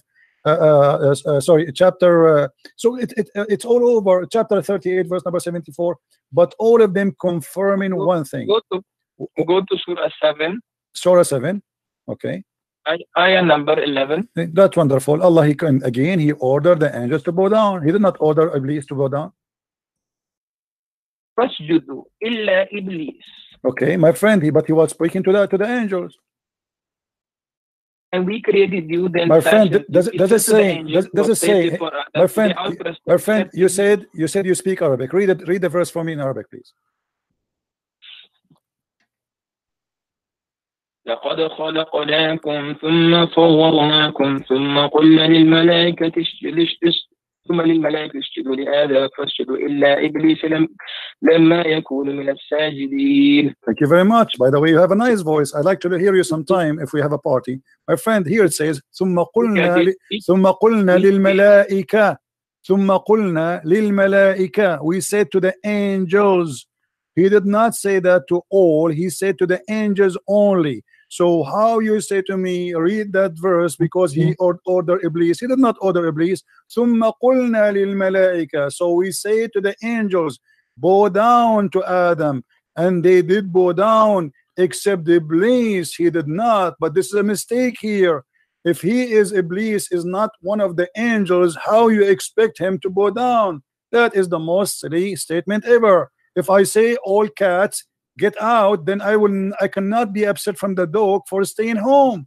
I said cats. Cats and dogs are not even the same. So the Quran confirmed that genies are made from fire, angels are made from light. They are two different creatures. And the word of your God Allah is so clear. ثم قلنا للملائكة اسجدوا لآدم فسجدوا إلا إبليس لم يكن من الساجدين. He said, I ordered the angels, then told the angels, fall and prostrate. Did you see the name of Iblis here? No. So why he is expecting Iblis to bow down? So this is a clear mistake in the story. You go to the next verse. What does Allah ask? He did not. Okay. Yeah, but you see, okay, yeah, okay. Well, here we go. So he said to him, "What make you, like this is the funniest stuff about Muhammad." Yes. When I ordered you, okay. He said, "I'm better than him." Okay, and thank you very much for mentioning this. This is proven Islam to be a pagan religion, because the first one who ordered angels to bow down to a man, it was Allah. Allah obviously is a pagan god. He should not allow anyone to bow down to Adam, to human. Adam is a human at the end of the day. How you ask them to bow down to Adam if he is just a man? So the first one who started paganism, worshiping someone, not God, bowing down, because bowing down is an act of worship. And at the same time, he said to him, why you are not bowing down? Iblis, he's smarter than the God of Islam. He said to him, why I want to bow down to him? What I did. If you read the story, my friend, and you're supposed to, I'm assuming you are a sheikh, it was the angels who accused Allah, saying to him, are you going to create someone he would do mischiefment? So Shaitan, the poor Shaitan, he did not even open his mouth. He did not say he would do mischiefment. He was not involved in the story. So Allah, he said to the angels, okay, I'm going to get you busted.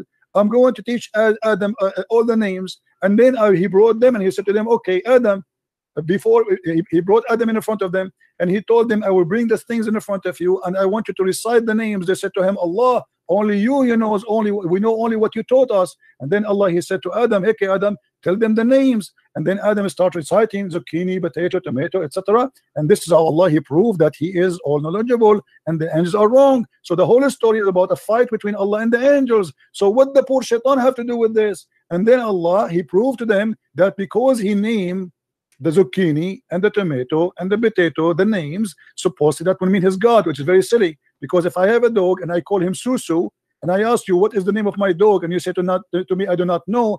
That does not mean I'm God. I'm the one who gave him the name. What about we do it vice versa, the opposite way? What about the angel? He asked them, okay, name it, give it names, and don't tell me the names, and I will tell you the names, which means I know the unseen. So your God here is fabricating a story, Muhammad, and he is coming with a funny story.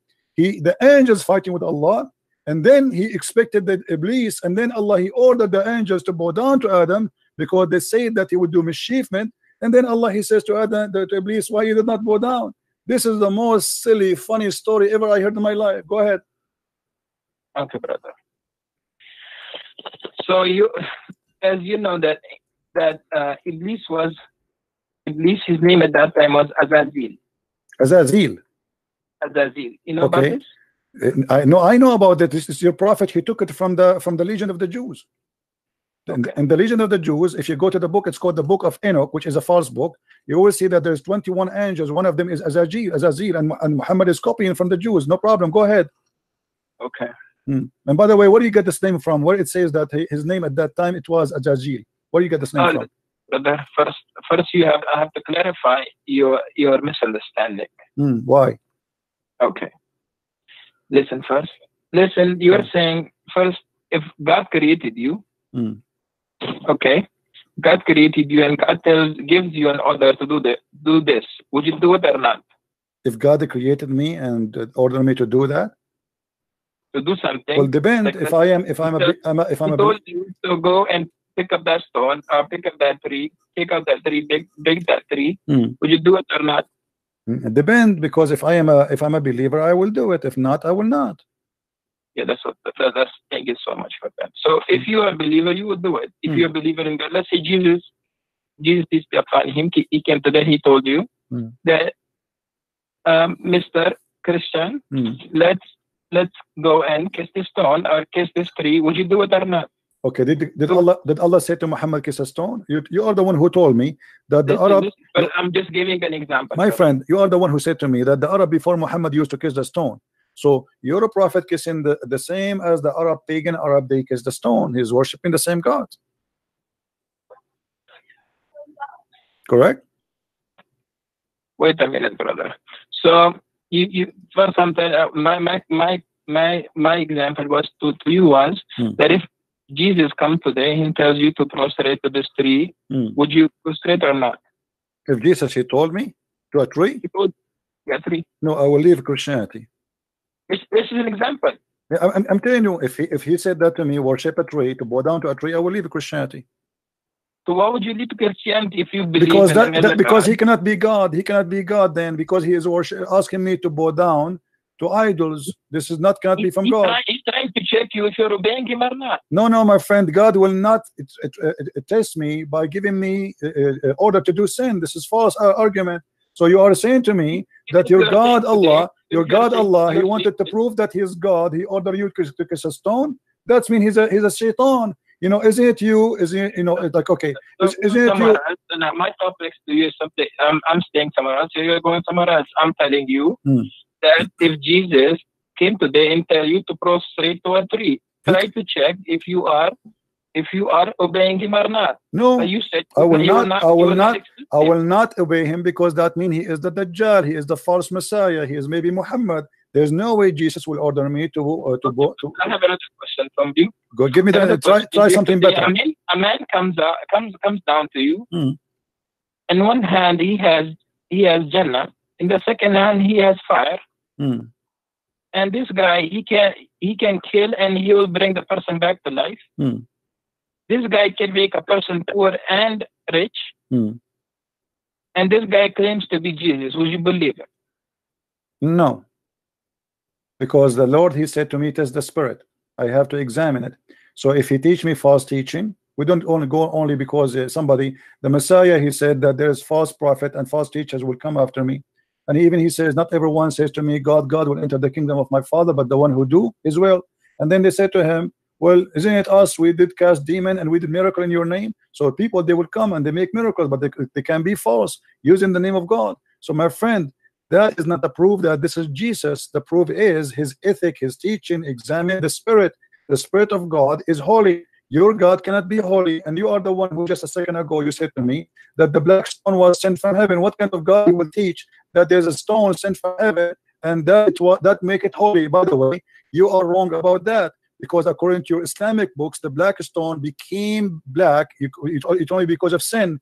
According to Islamic books, the black stone became black because women, they used to touch their vagina with their blood when they have period, and they place their hand inside the stone, and that is the sin. How it make it, you know, because women at that time, they believe if she is not getting pregnant, obviously Allah Baal is upset and he is not making her pregnant. So what she do, she go around the stones, around the Kaaba naked. Men and women, they go naked. And you know that the Arab before Muhammad, even in the time of Muhammad, used to go naked around the Kaaba.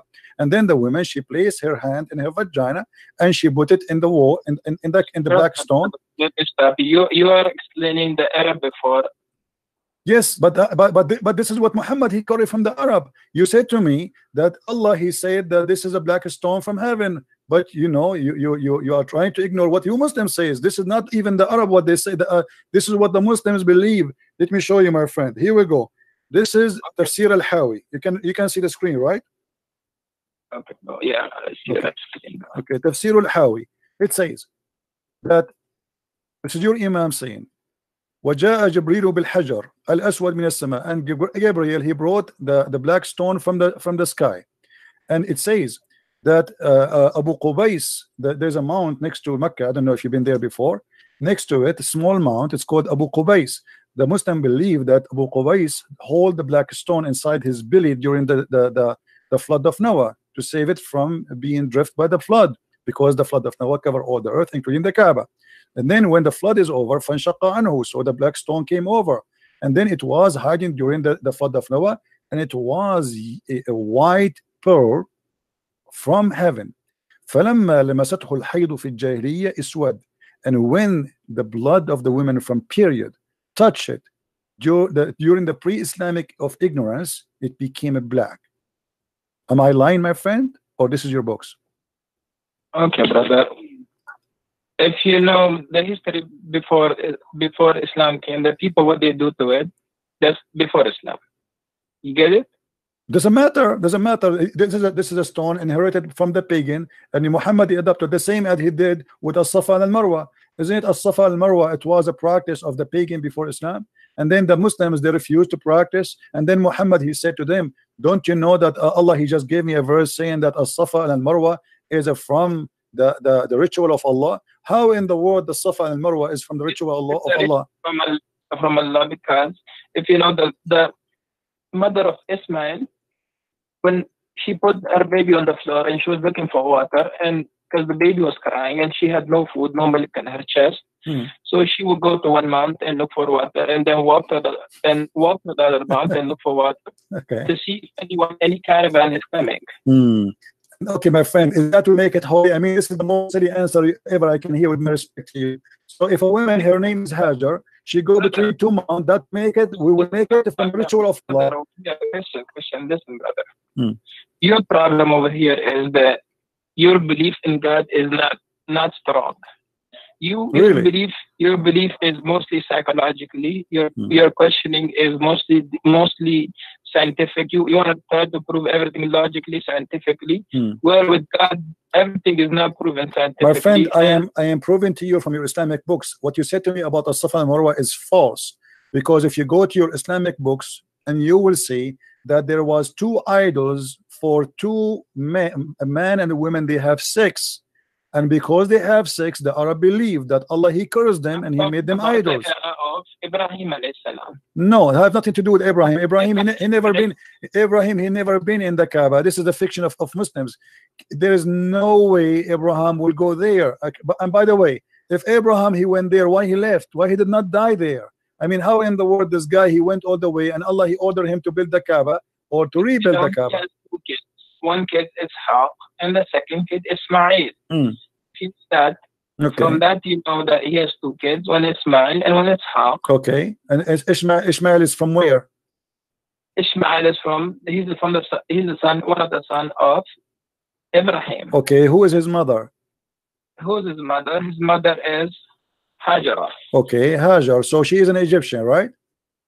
Yes. Okay, Abraham is from where? So Abraham is from where? I'm trying to explain. You're saying that it was a paganic worship, but it's not a paganic worship. Okay, my friend, my friend. Even if you know that the Jamara in Manat, where people go on the Hajj time, they do the Jamara. Do you know why people do Jamara over there? Because this is from the pagan belief that there is a shaitan, he have a house there. Brother, it's not a pagan belief. It's a pagan belief. Brother, listen, at the time of Prophet Ibrahim, when Prophet Ibrahim saw a dream, in a dream he saw that he was slaughtering his own son. Okay, he was slaughtering his own son, Ismail. And when he was taking Ismail with him, the Satan, he came to him in a form of a big shaitan, then a medium shaitan, then a small shaitan. But Ibrahim and Ismail both, they rejected them. They rejected shaitan. They thought them as stones. Okay, may I ask you please, where do you get the story from? What was Ibrahim that the dream that you saw is not true. Don't follow the dream. Even the shaitan told Ismail that don't follow the dream. It's not true. Okay. So you are saying to me that the dream Abraham he saw to slaughter his son is from Shaitan. It's not from Shaitan. It's from Allah. The dream that he saw was from Allah. Okay. Okay. You said to me that Shaitan, he came to him as a big Shaitan and a small Shaitan. In 3 different forms. Different form. What is the form? What is the form? The first form is on bigger form. The second form is medium. The third one is the small. What is the form? What is the form? What is the form? Shaitan is if you know Shaitan is jinn. Okay. He would come in different shapes. To try to put waswasa in the heart of Ismail. Okay. So Shaitan he come in different form. Not follow the dream, not follow the. Okay. Okay. True. Is it true? Is it true that Shaitan he come to Prophet Abraham and he was trying to burn him by coming as a lizard? So, brother, let me tell you. You are going back to the stories of Ibrahim alayhi salam. You are the one who mentioned that to me, because I'm trying to show you. I'm trying to show you that Islam is nothing but fictions. How in the world you want me to believe that Shaitan he became a lizard and then he started blowing wind at Abraham and the purpose is to burn him alive? How in the world you want me to believe that your God is saying something really real, and yet a little lizard salamander he is burning Abraham by blowing wind at him? Listen. So if you know that Shaitan from day one is the enemy of all human beings. But a Shaitan is a salamander. I'm not saying it's salamander. Well, your prophet he said so. But your prophet he said so. Your prophet he said so. Are you against what your prophet said? You know what I'm saying. Listen to me first, then we'll go what our prophet peace be upon him said. What I'm saying is the Shaitan from day one, he's our enemy. You know, you agree with that? Yes or no? I believe what? Say again? Do you believe that Shaitan, devil, he is from day one our enemy of all human beings? Yes, he is the enemy. No, I believe Allah is the real enemy, because the Quran says that the one who Allah he deceived, no one can guide. So Shaitan is not a problem. If Shaitan misguide me, I can be guided by someone. But if Allah deceive me, nobody can guide me. So the number one enemy is the real deceiver, is Allah. Shaitan is just a victim. The same as what your prophet he said about Adam. Adam he commits sin. Why? Because Allah he wrote in his destiny that you will commit sin. So Shaitan is just an employee for Allah. He do what Allah told him to make people commit sin. So why you are blaming Shaitan when the fact not made him an employee? If you know, if you go back to the ayat. Okay. When Allah asked him, why didn't you prostrate to when Allah asked Iblis, why didn't you prostrate to Adam? What did he say? He said that okay, here we go. Here we go. Okay, you just proved to me my point, because Allah is ordering the angels to bow down, and this is shirk. Because how in the world you order someone to bow down to a man and you are yet God? But it's the order of the God. It's not the order so Allah is the first mushrik, the first one he taught. No problem. The first one who taught shirk according to you, according to the Quran, the first one who taught shirk is Allah. He ordered everybody to bow down to a man. Thank you very much. Secondly, my friend, let me answer you. Secondly, you said Shaitan, he said to him, why I'm going to bow down for him? And he's right. I mean, why? Shaitan, he commit no sin. He did not do anything wrong. And yet Allah went on to bow. He is not even part of the conversation. It was the angels arguing with Allah. So why he get angry from Shaitan? Number three, Shaitan is saying to him, you created him from mud. I created me from fire. And now you are saying to me that Allah will send Shaitan to fire to burn in hell? That's crazy. He's made from fire. And number four, your prophet, he said in the hadith that Adam and Moses, they have an argument. And Moses says to Adam, oh Adam, you are our father. You deprived us and caused us to come out of paradise. Adam said to him, you are Moses. Allah chose you for his speech and wrote the Torah for you with his hand. Do you blame me for doing deed which Allah had decreed that I should do 40 years before my creation? And then your prophet, he says, so Adam, he refuted Moses. Adam, he refuted Moses 3 times as usual. So as you see here, Adam is saying to Moses, can you blame me for the sin which Allah He wrote for me, and I have to do, I should do, I have no choice. So why you are playing the devil? The devil is a poor guy, and Adam is a poor guy. The real one we can blame here in this case is your God Allah. He is the one who wrote the scenario. Okay, Adam, I will make you, I will force you, I will force you to commit sin. So Adam have no choice. He forced Shaitan to commit sin. He ordered Shaitan to be the enemy of man and to commit sin, and he ordered Adam to obey Shaitan. And now we have a sinner, his name is Adam. So in the debate here you see in front of you, and this is Sahih Hadith, where your prophet agree that Adam was right and Moses was wrong. So how you can say to me who is the biggest enemy to mankind? I say it is Allah, because if I am Adam, I will be now crying for the unjust. Allah, He made me do sin, and yet He punished me and He kicked me out of heaven, but it was Him who forced me. Brother, so your question back, go back to the Shaitan didn't made the sajda prostration. Okay, go back there. Just wait a minute. What do you want to answer about this one? You don't want to answer about Allah? He is ordering about your prophet explaining that Shaitan and Adam are victims of Allah crime. Okay, brother. So I was trying to tell you that we should go back. So let's say today, President Trump, being that, because I live in America today, he made the shutdown today. Okay, he made the shutdown for more than, now it's the second month that he did. Okay, can anyone stop him to?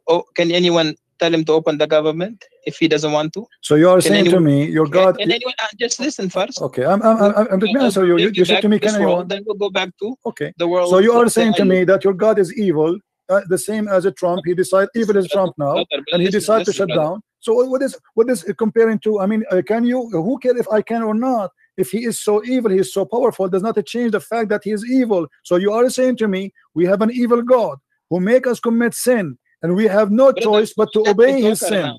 You are keep on interrupting what I'm saying. No, I am not. You're not letting me talk. I am not, my friend. I'm just having a conversation with you. We're having tea and coffee together. Take your coffee. You are the one who mentioned to me Trump, and you are saying to me, can you stop him? So you are saying to me, we can't stop Allah. So Allah is very evil, very powerful, but we cannot do anything about it. What we can do, but yet that will not change the fact that this is not just and this is not fair. So first, what you gotta do is, first, brother, I recommend you first learn what God is. In Islam or in Christianity? Christianity. First, learn that. Christianity. First of all, our God. If Jesus tell you, right? Jesus tell you, do this. Would you do that? Like I told you, prostrate. I told you. Just to see if you're obedient or not. I told you many times. If you told me, if you order me to do wrong, I will do. I will not do wrong. If you told me to do wrong, that's mean. That's mean. My friend. No. This is not a punishment. This is not a punishment. Why he's punishing Adam? Adam, he is forced to commit sin, as you see. This is not a punishment. Why in the world you force me to do sin, and then you punish me for committing sin, and then you kick me out of heaven for saying to me you all commit sin? That is the most crazy argument. The one who should be kicked out of heaven is Allah. Are you an atheist? My friend, I am a Christian. I am a believer more than you. You believe in a black stone. I believe in the true God. I don't believe in kissing stones.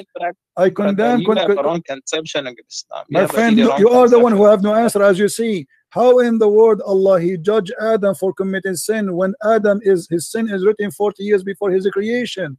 How we can say to Adam you are a sinner if Allah is the one who decided his sin and He made him commit sin? Where is justice? Where is God? God is about justice. Can you change it? No. Oh, so you are saying to me Allah is evil, we cannot change him? Thank you very much. I'm not saying Allah is evil. You just say that. He's a God. He can do anything to you. He can make you, he can make you a cow, he can make you a donkey, he can make you anything. No problem, but that proves that Allah is evil. Doesn't matter. You are saying to me we cannot change it. He's evil. He's a God. He whatever He wants, He could do. So if He wants to make you believe, He will make you believe. He doesn't want to make you believe, He will not make you believe. My friend. You get it, my friend. Can I have your you are a sheikh in which mosque? And maybe if I stop in New York one day, I can pay you a visit if you don't mind. Okay, brother. So come to Astoria.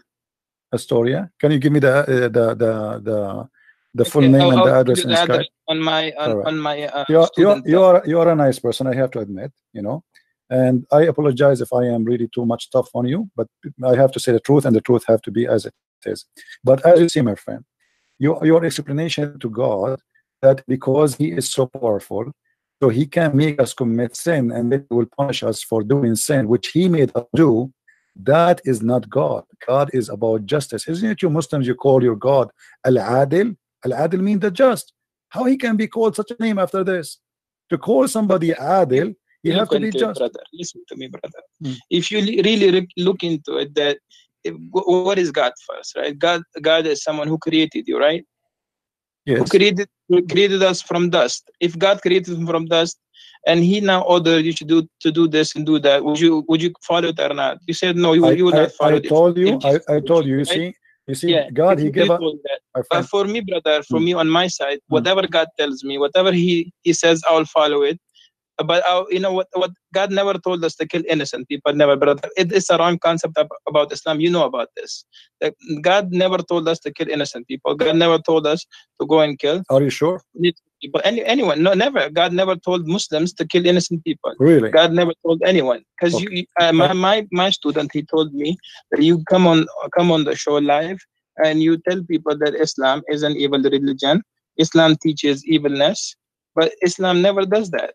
But okay, my friend, let me ask you: when your prophet he attacked Bani al-Mustaliq, did they commit anything against him? Bani al-Mustaliq never fought him. He attacked them, he killed the men, he took the women, and he raped them. So what do you mean he did not command? Isn't it your prophet? He said in chapter 9 verse 29, go and kill the Christians and the Jews unless they pay you the jizya. Your God, he is teaching gang mentality. If we pay you jizya, we pay you money, we can live. And we can even stay kuffar as long we pay. If we don't pay, we die. So how you say to me Allah never ordered to kill innocent? Isn't it your prophet? He said, I've been ordered to kill all mankind, not to fight only. In Arabic it says uqatil, and you speak Arabic. So I've been ordered to kill all mankind until they say there's no God but Allah. So how you say to me that Islam never ordered to kill anyone is not unless he is guilty? In Islam, if you are not a Muslim, you are guilty. The second you say you refuse Allah, you are guilty by being a kafir, and that is enough to kill you. And your prophet confirmed that, and this is Sahih Hadith, and this can be sponsored in the Quran. So my friend, my name is a Christian Prince, and nobody can play games with me. And you can tell, if you know 10% about Islam, humbly I say, I know 1,000 times more than you about Islam. Don't make things. I know nothing. I'm zero. You are no problem. But people can be judged. But you are saying things to me you cannot prove it. How in the world you say to me that Islam order us not to kill innocent people? It is Islam saying kill innocent people. Just because they are not Muslim, they are not innocent. So I believe this is a form of deception, trying to say to us what we hear in the TV stations, that Islam is peace, when your prophet says I've been ordered to kill all mankind. Until you got to look at the context of Quran. Okay, give me the context, my friend. Here we go. We have to look like summarize everything. Look, okay? No problem. Look, no problem. Is it your prophet who said I've been commanded to find all people? Is God sent prophets or prophets to the Jews? Then he sends to the Jews Jesus, and they believe in Jesus as a God. Then they believe in Uzair as a God. They worship cow. Who is Uzair, by the way? Who is Uzair? So think about it. If God is keep sending messages, keep sending messengers, they're killing messengers. They're killing all those people. They're killing those people who are believing. Okay. Okay. Did you say, my friend? Did you say the Jews they killing people? Can you name for me one messenger the Jews they killed? The Jews they killed Yahya. Can you show me the reference, please? They have more other prophets. We don't have. We listen, brother. We follow. We believe in Torah. We believe. No, you don't believe in the Torah. No, you don't believe in the Torah. Do you believe the Torah today is a true Torah?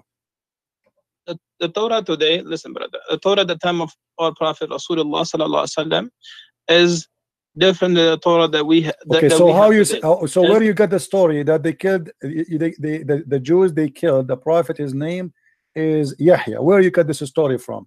Is that from the Quran? It is not. Where you get the story that the Jews they killed the prophet? I told you who is the prophet. You said Yahya, right? You want to listen first to my what I'm saying? Okay, but I want reference. You said to me from the Torah. You don't believe in the Torah. I'll give you references, brother. Just wait. Okay, I'll give you references. Okay, from tafsir. You will give me tafsir. Tafsir is coming from the Torah too. Okay, brother. If as I told you that God keeps sending messengers to the humanity to guide them, but what they would do is they will kill all those messengers. Okay, I have a smaller question for you before you go. Maybe you are tired. Let me ask you. You just said that the Jews, they killed many prophets. Is that correct? Of course, brother. Okay. Why they could not kill Jesus? Why Allah decided to save Jesus only, but not the rest? As long they are prophet, and the Quran says we don't differentiate between prophets. So how come the Jews, even they killed Muhammad, they killed him by poison? So Muhammad died by poison, and the Quran confirmed that some you called impostor, liars, and some you slay. But yet we see that Allah decided only to save Jesus. Do you have an explanation for this? Why and only Jesus will be saved when your prophet, he was killed by poison?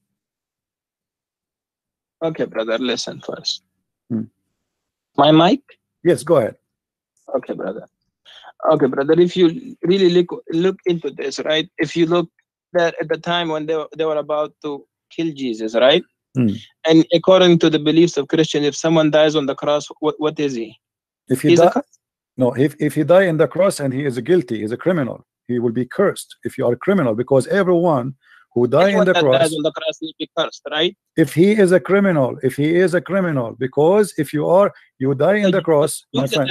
They were putting my friend, because they were trying to humiliate.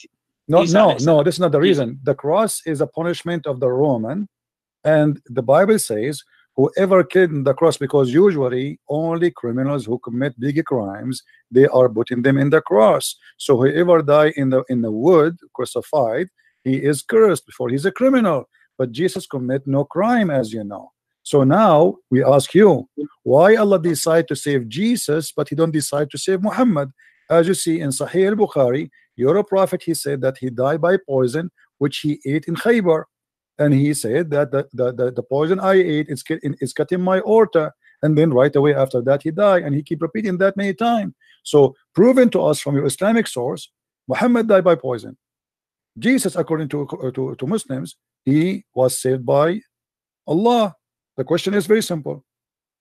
Why Allah saved Jesus, but he don't want to save Muhammad? So if you know, brother, that Jesus, at that time when they were trying to crucify him, God took him up to the heavens. Okay?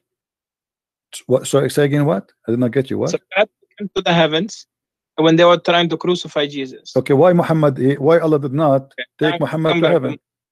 If you really know Bible, even if you go to your priests, right, they will tell you that there was a prophet, that God will tell each prophet that there's a prophet coming, my last prophet. Even if he comes in your time, you have to believe in him and you have to follow his teachings. And what does this have to do with my question? Agree? Why Allah did not save Muhammad? Agree?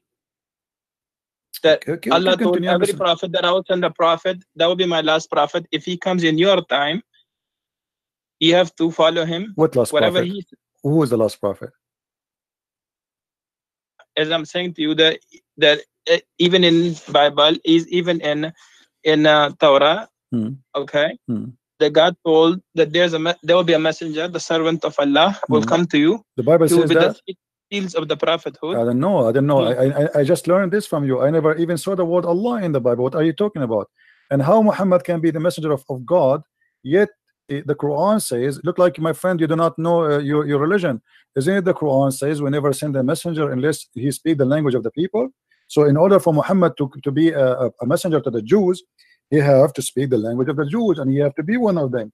And this will be a contradiction for the Quran. Look like you Muslims, you don't respect the Quran and you make fun of Allah's words.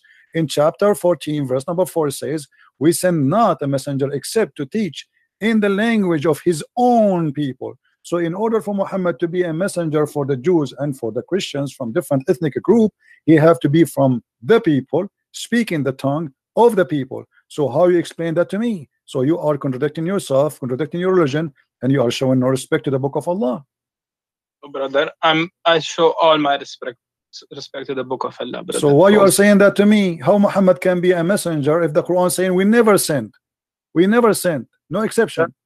He never sent. That means that at the time of Musa alayhi salam. No, my friend, this is not in the time of Musa. This verse came in the time of Muhammad. okay, they come in the time of Muhammad, but God is talking about that we sent messengers to the people in their own language. Oh, correct. So Muhammad, he was sent, but we never Muhammad sent. was sent to the Arabian people. Over there were Jewish people and there were Christian people over there too. But no, but they are not from the people. They are not Arab. Jewish. They are refugee. So we never send. So what the Quran confirming here, and even the Quran says we send you to we send the Quran in Arabic, so you can warn the people of the town of Mecca and what is around it. Correct. So the Quran confirmed that this is only for the people in Mecca and around it only, and those who speak the language. So how Muhammad can be a messenger mentioned in the Bible, that is different story, which is fabricated by the Muslims because they are looking for any proof that Muhammad is a prophet. But as you see, Muhammad cannot be a prophet of God for a very simple reason. You should not kiss stones, you should not go around the stones, you should not believe in the holy stones, and you should not be a pagan. And Muhammad, everything he taught you about the Safa al-Marwa. Safa al-Marwa is nothing but a man and a woman, they have sex together, as you see in the screen. And the pagan, they believe that Allah, he struck them and he made them two idols. And this is the book of Asbab al-Nuzul, the same book we read it from before. You're a scholar, so your scholar is teaching that there is two idols, they were there and they were worshipped by the Arab pagan. And this is why the Muslim, after they joined Islam, they thought Muhammad will change this. This is why it says we refuse to perform as-Safa al-Marwa. And then Muhammad, because Al-Ansar, they like to do as-Safa al-Marwa, so Muhammad, to make them happy, he says that the Safa al-Marwa, they are from the shrine of Allah. Read with me carefully. Ibn Malik said we dislike going between as-Safa and al-Marwa because they were the shrine of Quraysh. They are pagan of the pre-Islamic period, and we abandon them in Islam. Now, do the pagan of Quraysh believe in Abraham and the story you told me? No, this is fiction. That's what I'm telling you, brother. Okay. The people of every time, even if you look, go to the time of Musa alayhi salam, at that time, if you look, the people that are first following Musa alayhi salam when Musa alayhi salam was there. What Musa alayhi salam, those are pagan Arab. They have nothing to do with Musa. Right? Come on, my friend. Brother, I'm telling you something. You have to listen now. Okay, they were following the teaching of Musa, but when Musa alayhi salam left, what did the Jews do? They made their own idol, a cow, and they started worshiping the cow. Okay, brother. So when the Prophet left, what they do? They worship the cow. So if you go back to that time now, Prophet Isa, when he came, he spoke even as a baby that I'm Abdullah. I'm the servant of Allah. I'm the servant of God. He said that, right? He said so that, when this is in at your that book, time, the people, because the Jews, they were accusing Maryam that she committed adultery, but she never committed adultery with anyone. But how the Jews will accuse Mary committed adultery if Mary, they were accusing Mary at that time because Mary was the daughter of Imran. She was. My friend, did you say that Mary is the daughter of Imran?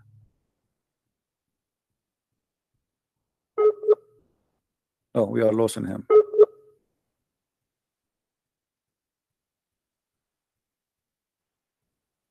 Hello?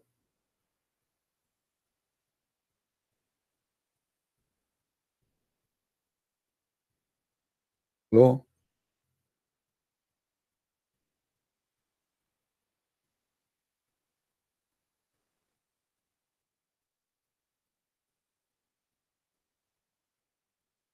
Yeah, look like we lost him.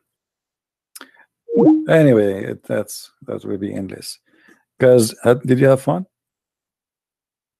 Did you have a good time? A sheikh want to debate me? I don't even dare to debate myself. What a big mistake. Anyway, he's welcome to call us anytime. Feel free to download this video, share it everywhere. You can cut it from the time he start calling me, because that will teach everybody how Islam is really nothing but a fiction. It's a collection of stupidity, and those who claim to be sheikhs, they have no answer. Hello? Sorry, brother. It's all right. It's all right. No problem. No. Charge went off. No so, problem. brother, okay. No. So, Maryam, she was from the lineage of Yaqub. Okay, let me ask you. when you say that Maryam is the daughter of Umran, where is this coming from? Is really Mary the daughter of Umran? The forefather, the lineage of Maryam alayhi salam comes from the lineage of Yaqub alayhi salam. This is not a question. The Quran says that Mary is the daughter of Umran. Is that correct? Yes, of course, brother. Okay, what is the name of the father of Moses? Imran. Okay, so now we have Moses and Mary. They have the same father, and they are brothers and sisters. Even today, brother, can't you have two in one family? No. You have, let's say, your name is Christian. No. Your name is Christian. First of all, Moses is not from the same tribe of Mary. This is number one. Secondly, I'm saying lineage. I'm not saying tribe, brother. No, saying lineage. Still lineage will not be the same, because at the end of the day they are from the same tribe. Secondly, the father of Mary, his name is not Umran. So why Muhammad he quote a wrong name? Simply because he thought that Maryam, the sister of Moses and the sister of Aaron, is the same Maryam is the sister of Moses, the mother of Jesus. So Muhammad he says, Ya Ukhta Harun, or sister of Aaron, because he thought that those are family, and all of them they have one father. His name is Umran. So your prophet cannot be a prophet. How he cannot quote a name correctly? His history is wrong, and he quoting name wrong, and he claimed that Aaron is the same, have the same father as Mary, which is Umran. And the same time he said to her, "Oh, sister of Aaron." So this is additional proof that your prophet cannot be a prophet. It's a fiction, it's a lie. Same time, go and read the Bible. Why the Christians even need to change the name of the father of Mary? Why even the Jews need to change the name of the father of Moses or Aaron? In both name, your prophet he called them wrongly. You have so many questions, brother. I know you have so many, man. That's good to have questions always. All right. Allah loves those people who have questions. No, okay? my friend, this is not true. This is not true. The Quran, no, Allah don't love those who have a questions. This is not true. In chapter 5, verse number 101, Allah says, "Ask not questions." So why you say to me, Allah he loved those who ask questions? Ask no questions. At time today we have complete Quran. Today is for the people at the time of Muhammad, peace be upon him. They didn't have the complete Quran. They didn't have the understanding that today we have. What does that mean? You get it, brother? What does that mean? Okay, brother. Today we have a complete Quran. We don't have a complete Quran. Where do you get this from? Where do you get this from? Isn't it Aisha? She said that the chapter of Al-Ahzab used to be equal to the chapter of Al-Baqarah. Isn't it Umar? He said that the Quran uses 1,027,000 letter, which means we don't have even 25% of the Quran. Isn't it Aisha in the hadith? She said we were busy with the Prophet, a goat came and ate the Quran. I mean, you Muslims, you are copy paste. You say things to us, you yourself don't believe in it. How we have the complete Quran when all your Islamic references the Quran is gone? Brother, if you look at the hadith of Aisha, it says the goat came and ate the two verses, and that verses she kept for her memory. That was about stony ramal. Okay, tell me from your memory, please. The breast. That was about okay, tell me the breastfeeding for adult from your memory. As long you said we keep it in the memory. I want you to recite for me the breast feeding for adult 10 time verse. Do you remember it? 10 time verse. Listen, brother. First, this there's nothing missing from the Quran, and Quran is completely complete. There's nothing wrong. My with friend, Quran. Do you memorize it? Do you memorize the breastfeeding for adult? We have to go back to Maryam. Okay. No. You see, before you go, I don't like to jump. You said to me we memorize it, nothing missing. Here, there's either me trying to play games with you, or you are trying to play games with me. How you say to me we memorize it, but you cannot recite it for me? Here we go. I'm asking you, can you please, friendly? I want to learn from you. I want you to be my teacher from today. Can you recite for me the breastfeeding for adult 10 times, which the goat ate it? You said yes, we memorize it. Okay, I want to hear it. Go ahead. The words of stone and breastfeeding an adult 10 times was revealed. Okay. And the paper was under me, my pillow, when Messenger of Allah died. Upon him, we were preoccupied with this, that, and the time she came and ate it. If you look, go a little bit down.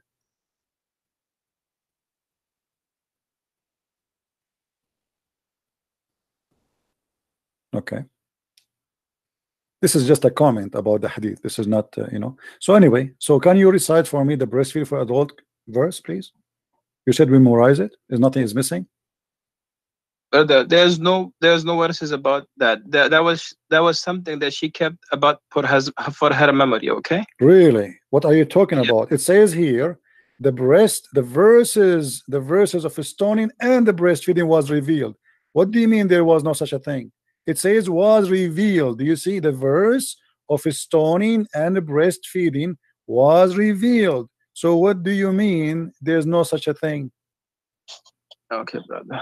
You have so many questions, and we need, if you know, the Quran is not a book that we just take it and we just read it and we just throw it there. You This is know, another we have question, my respect friend. for This is another Quran. question. This is another question. Can you recite for Brother, me? Can you I'm recite trying. for me the breastfeeding for adult verses?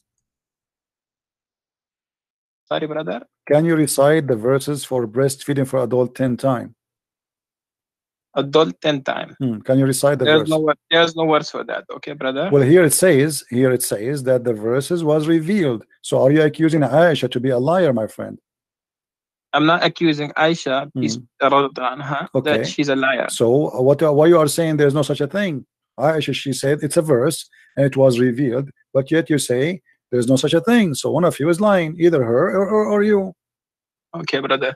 I'll call you. What time you come live? Almost every day. Almost every day, my friend.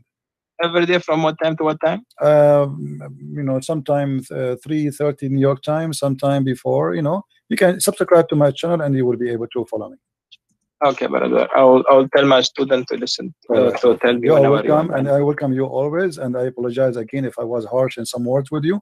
I don't mean to be to be harsh, but I know you have questions. I know you have questions about Islam, how it was revealed, why was Prophet Muhammad a prophet, why was Quran revealed, why was each verse revealed, why we have everything from the Bible and the Torah. You are saying this when you have so many why. So inshallah we'll answer all your whys. Yes, but nobody can answer them, as you see. Until now, you did not answer anything. And the last one, you are trying not to answer. Brother, why you don't? That my friend, before you go, I understand you are going. You are going. You said no, because so you don't know the concept of God first. My friend, before you go, just the last question I asked you, why you don't answer it? Why you are saying that Aisha, she said there is a breastfeeding revealed, and you are saying there's no such a thing?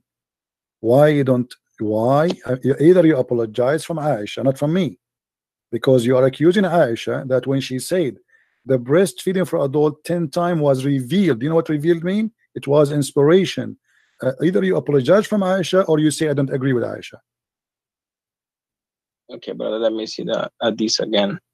I'll try to look into this hadith. Okay, brother. Okay. And we'll try to talk again and again. So you will not answer me now. You will not answer me. Okay, I got it. Okay, no problem. All right, my friend. Thank you very much for calling. I will answer you. It's not that I can't answer you, because whenever I speak, you say why. When I try to answer, you say why. Then I answer, they say why.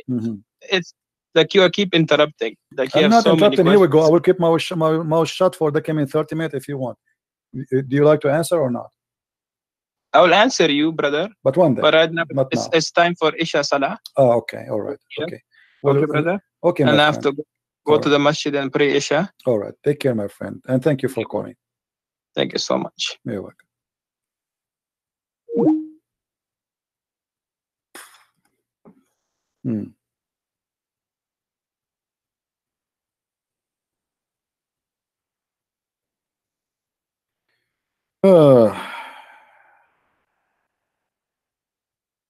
You have to go to pray. Did he say you have to pray for Aisha? And he live in New York? But Aisha in New York at 6:32 p.m. Right?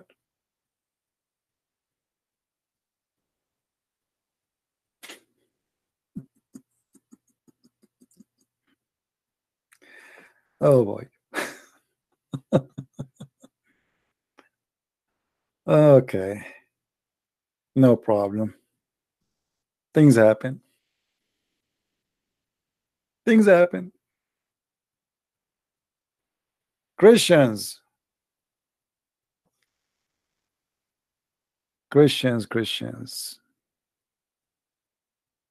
Be proud, my friends, my brothers, my sisters, you have the best of the best. His name is the Messiah, and by him we are victorious, not by Christian Prince. All right. Do you see how you have to enforce conversation with the Abdul? They are professional deceivers. He keep jumping from a place to a place to a place. He think he can rest. It's like somebody, he step in the barbecue and the fire is all over, and he think if he jump from here to there is going to be less fire. It doesn't matter where you go. Bad boys, bad boys. What are you gonna do? What you gonna do when I come to you? Learn, my friend, how to enforce a conversation. They never answer. Look how we started, look where we end. They never answer. We will answer you, inshallah. Inshallah. Now, I'm going to open my Skype for the Abdul who like to call us. Inshallah, they can answer us. We will give them 15 minutes from now to receive a Muslim call for any Abdul like to call. Only Abdul, please. This Abdul is giving me his phone number. Then call phone number, my friend. Let us see first if he's a Muslim.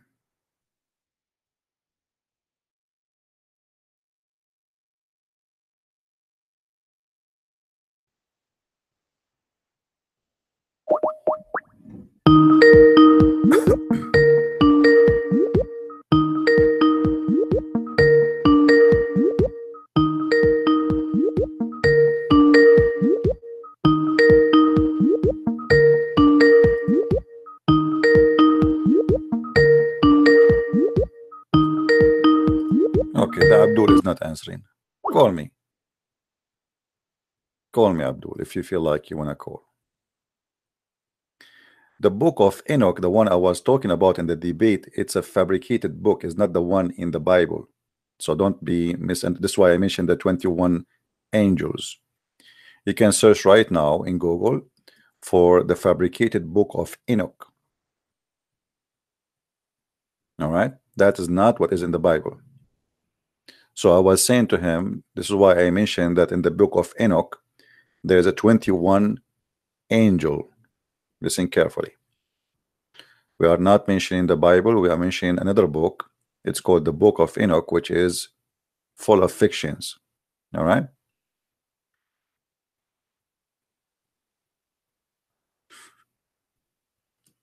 any Abdul?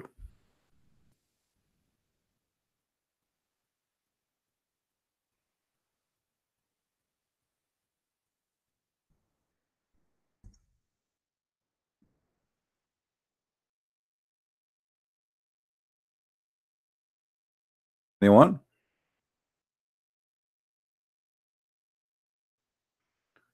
Okay, of course.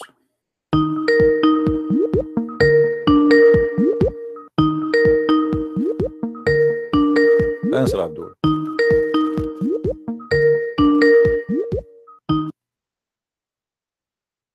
Hello, Hello, Abdul. How are you? I am fine. How are you? I'm all right. So, what do you want to say to us? You are live on air. Everybody can hear you. What do you want to say to us about Islam? As long as you are a Muslim, I don't know. you do Ask not me know anything. anything. I am very well prepared. Ooh, that's something. Okay, I will. As long as you are prepared, I want you to ask me the question you like me to ask you.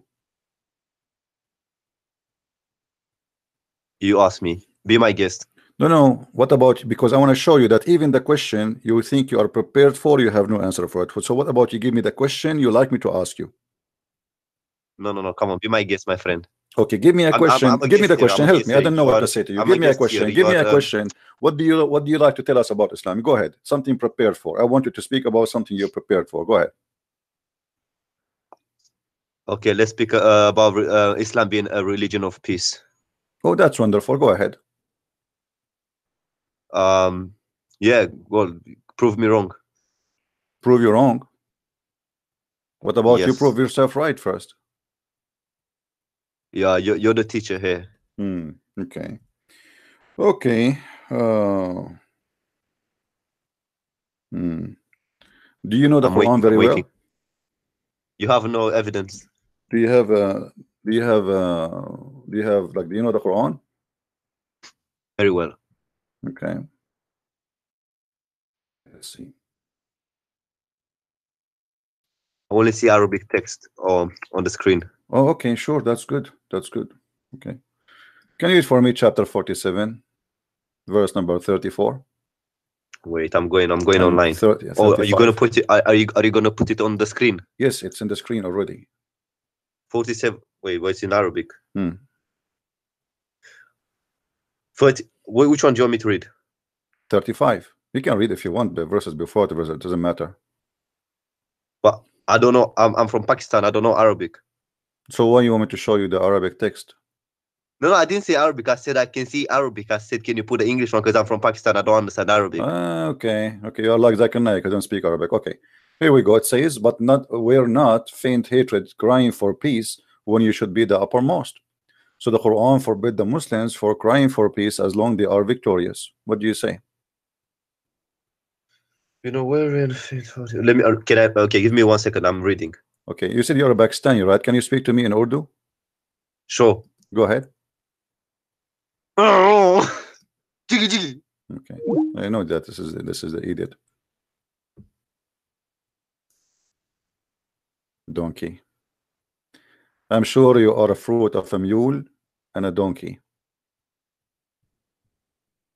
not a horse. Stupid idiot. Now, do we have any Muslim would like to call us? I mean, when you have a child like this, imagine, I feel sorry for his parents. When you have a child like this, he's not like in, I don't know how to describe him. He's a frog, he's an insect, he's a cockroach. I mean, what is the value of your life to call people just to bother them and to being a child? I mean, how in the world this idiot one day is going to be a father of a family? How disgusting. Thank God if you don't have a son like this. I feel sorry for his family. What a piece of trash. Now, do we have any Muslim would like to call us?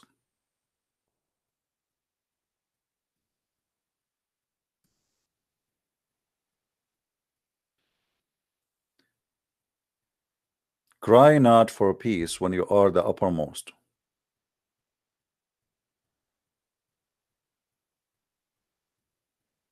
Do we have any Muslim? Guys, don't call me in Skype, please. I mean, don't text me in Skype. If you want something, text me in the chat. Skype only for Muslims to call me, not to chat. If everybody texts me in Skype, I have thousands of people. So please respect that you are disturbing, not helping. This is why the chat is for. Skype is open for Muslims to call, not to chat with any.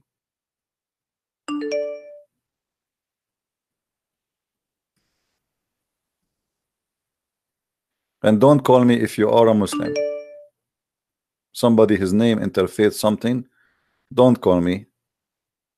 You have to be a Muslim. I am not really interested to receive phone calls from Christians saying to me, thank you. I want Muslims.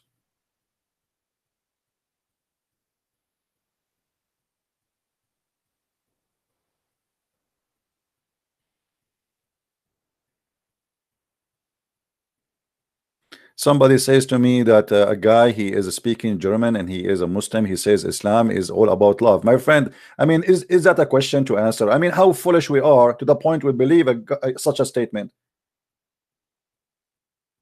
If a Muslim, he says Islam is about love, I mean, who is the donkey here? The one who said it or the one who believe it? Don't you see the news? Don't you watch videos? Don't you watch Muslims speaking about killing the infidels? And yet you say to me, a Muslim, he says Islam is all about love. Okay, believe him then. If all what happened in the world is not enough for you to prove that he is a liar, then you just go. I mean, what's wrong with the mind of a human being? So what if somebody says Islam is about love? I mean, who is the donkey here? He or the one who listen? Do you understand me? People, they can say whatever they want.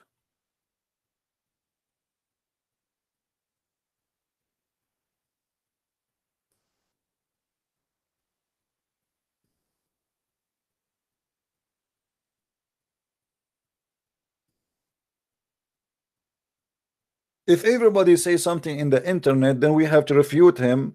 I mean, this is the most stupid thing. That's it. We just showed you in the screen. You know, we have thousands of videos showing you. And ISIS, they help us. Al-Qaeda, they are the true Muslims. Muhammad, he said, I've been ordered to kill all mankind. So, okay, Islam is about love.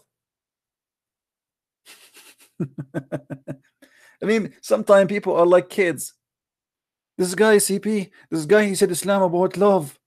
Okay, and love him. Let him give you a hug. Go to Saudi Arabia and say, I don't believe in Allah. Let us see how much love will be.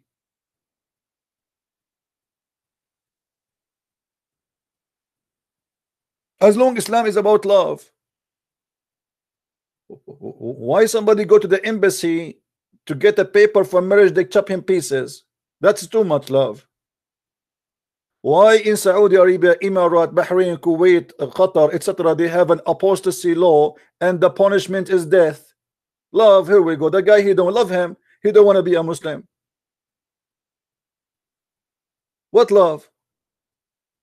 The guy, he don't want to be like us. He want to be a gay. What we will do, we will throw him from the top of the... Okay, so either you say to me you are a liar, or you are saying to me I am stupid. Islam is all about love. Why if somebody, he says that I want to preach the gospel, we arrest him and we kill him? But Islam is about love. Why it's forbidden for somebody to celebrate the Christmas in Saudi Arabia, and if we do so, he will face death penalty? Islam is about love. What is missing to say to me that Santa Claus is a Muslim? And not only that, maybe Valentine himself, Saint Valentine as they call him, he himself is a Muslim. What love? They forbid even people celebrate. You know, go and search right now about Saint Valentine. Are we allowed, brother, to celebrate Saint Valentine, brother? For sure not. But Islam is about love. Okay, Islam is about love, but why we cannot celebrate love?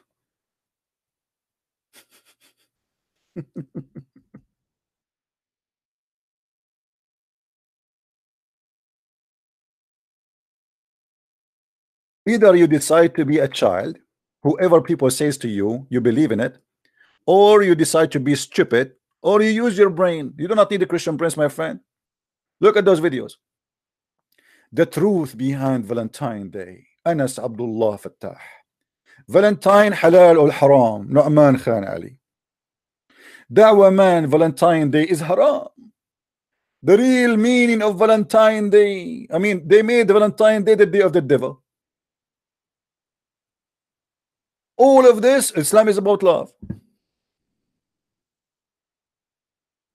You see how much love is involved there? Millions of videos speaking against the Valentine Day. Look at this face. This guy, he have a face of the devil. Maulana Tariq Jamal. But Islam is about love. But if you celebrate Valentine Day, we kill you.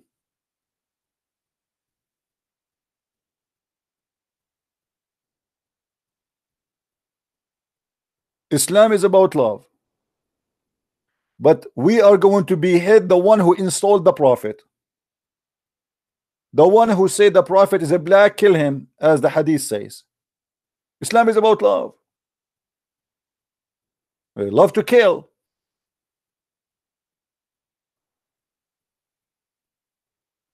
All of this videos is against the Valentine Day. What happened?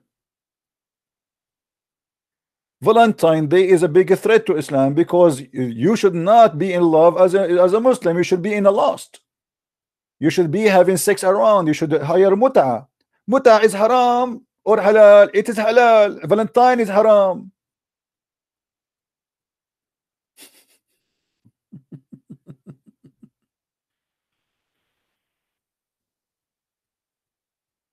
sometimes questions are very funny. Can you please help Bob the Builder to help fix hadith reference in this video? Who is Bob the Builder? I don't know even what you're talking about, my friend Arun. I have no idea who is Bob the Builder. I know what his name, the plumber, Joe the plumber, but Bob the Builder, I do not know him. Anyway, so Muslims, they can say whatever they want. So either you are smart and you have a brain, or they can, you know, drive you as they wish. Okay, so now I watch a video from a Christian prince says Islam is about hate. Then I go and watch a Muslim from Maulana Jalaluddin, and Jalaluddin, he says Islam is about love. So which one I believe? Believe in your brain. Can he prove it? Call the guy who said to you Islam is about love. Tell him, brother, according to Islam, if somebody insult the Prophet, what is the penalty? And then let us see how much loving the answer will be. Do we have a brain or we don't?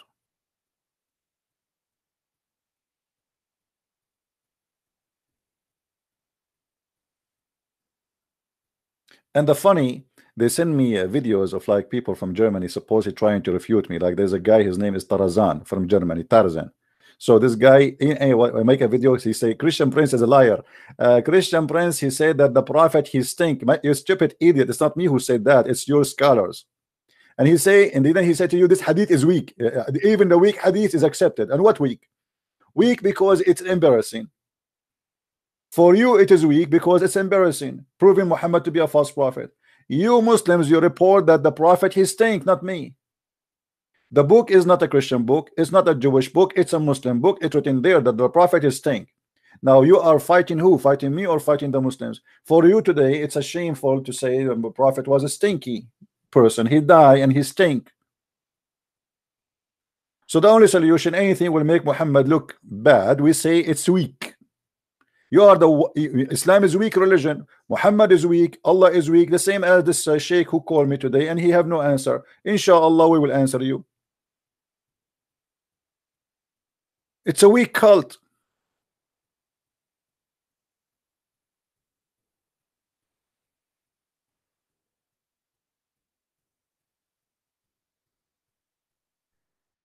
This is why Muhammad, he needed, even he said he was the most weak person in sex.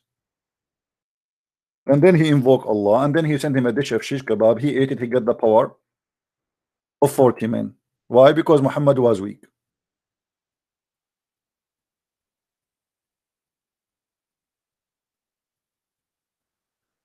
Do we have any Abdul?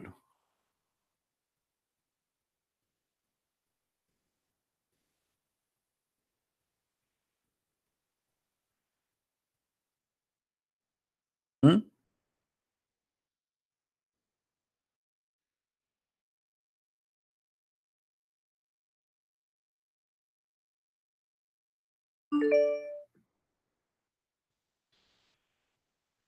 Don't call me if you are a Muslim. Look like people, they don't listen. I say only Muslim call me, and it doesn't matter what we say to them.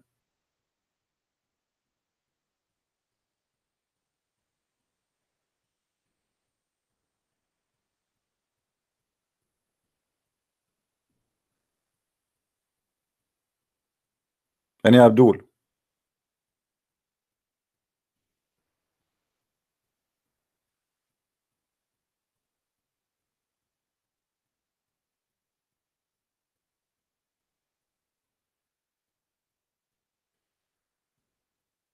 Anyone?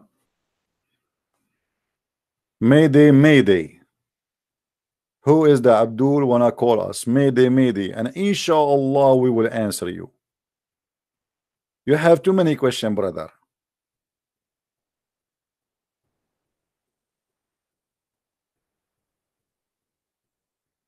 Hmm? Anyone?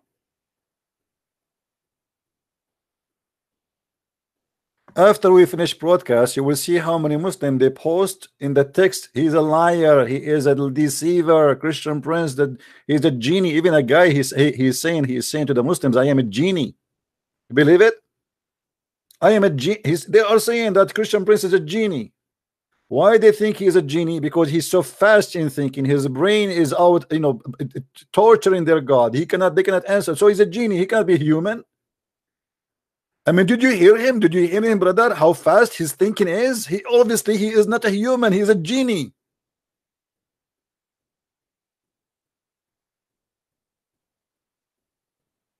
There is a guy from Indonesia. He posted a website supposed to refute me, and they are calling me names. Like I was enjoying really the post from Indonesia. Indonesian people are going crazy because of me. You know, because a lot of Indonesian live in Islam, a lot watching my videos.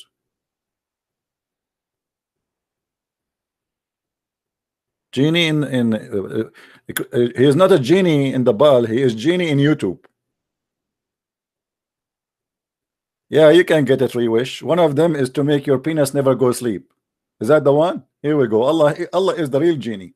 I swear by Allah, Muhammad, he says, there is no one of you whom admit to paradise, but Allah will marry him to a 72 wives from the Houris and 70 from his inheritance from the people of hell, and those inheritance whom they will have a desirable front passages.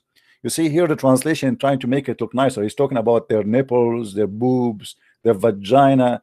So don't worry, Allah will import from hell special kind of women, the best women who have nice boobs, brother. Very important, brother.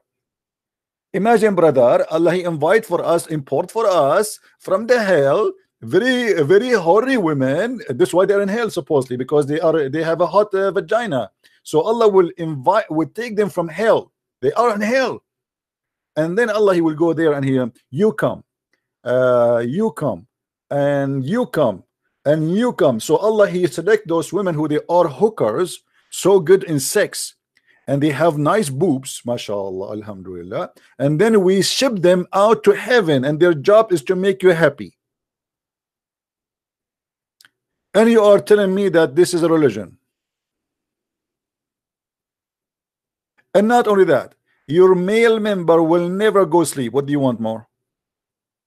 Imagine now you are sharpening your teeth to go to heaven to have sex, and then suddenly your male member go. Impossible, brother. Allah will never allow that. Are you crazy? Impossible. Allah he planned for everything perfectly, so he will guarantee you that your male member, the hadith trying to be like the translation, they're trying to be polite. The fact it says the word start with D. I'm not going to say it. You know, this is what it says. So your penis will never go flat. I mean, imagine you are in the highway and you find a lot of women, they are naked, and now, you know, hey penis, hello penis, hello, wake up, wake up, wake up, wake up. The woman is there, they are naked and they are very white, brother, but your penis is not working.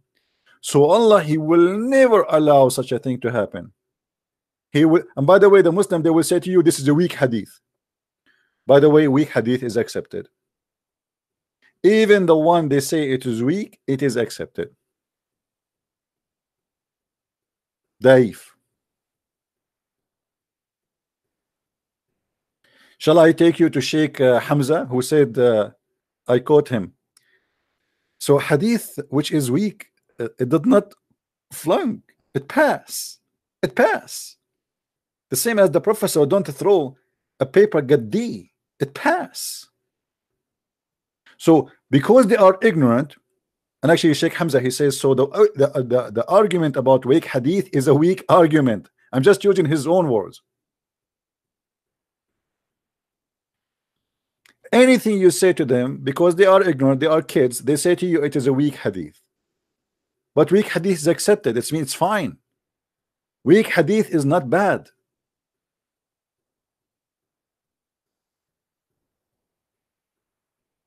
Do we have any Abdul?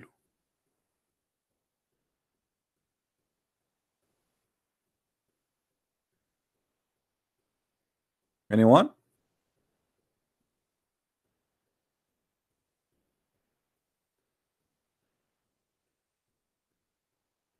And as you see, we have a sheikh for how many, like all this time, he could not answer anything. And when we show him a Sahih hadith, Aisha, she said he denied. Did you notice what he did, this guy? He said there's no such a thing. It's called Arda'ul Kabir, to do breastfeeding for adult 10 times. But this is Sahih. The story is mentioned many times.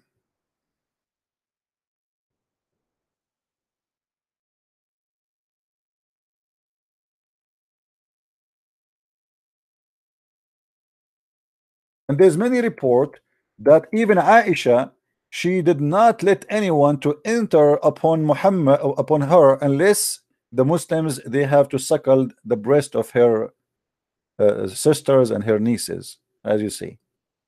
So anything is embarrassing, right away they say it is there's no such a thing. Here we go. This is Sahih Muslim. It's Sahih Muslim. It's even the name of the book is Sahih Muslim, which means correct Muslim. So the name of the book is correct Muslim. You Muslim, you call it correct, but it's wrong. Anything is embarrassing, they say it's wrong, it's weak. But weak is accepted. Even the weak one is accepted. Again, just to remind you, the video about animals, the most dangerous animals in Islam, is back. You know, YouTube put it back because they tried to take it down. The Muslims, they flag it, and YouTube agreed there's nothing wrong with that video. We are fighting hate, we are not teaching hate. And they thought maybe the Muslim, they flag it like crazy, and they try to take it down, but you know, it doesn't work. It doesn't work, my friend, because even if you take my video down, the video is all over. You see, there's something about Christian Prince maybe you do not know. When Christian Prince, he says anyone can download my videos, there's a purpose of that. So the videos will never disappear. They are all over the internet, not only in YouTube. So if you think you can take my videos down, you are dreaming. And my books is there too. And this is why we say, please download.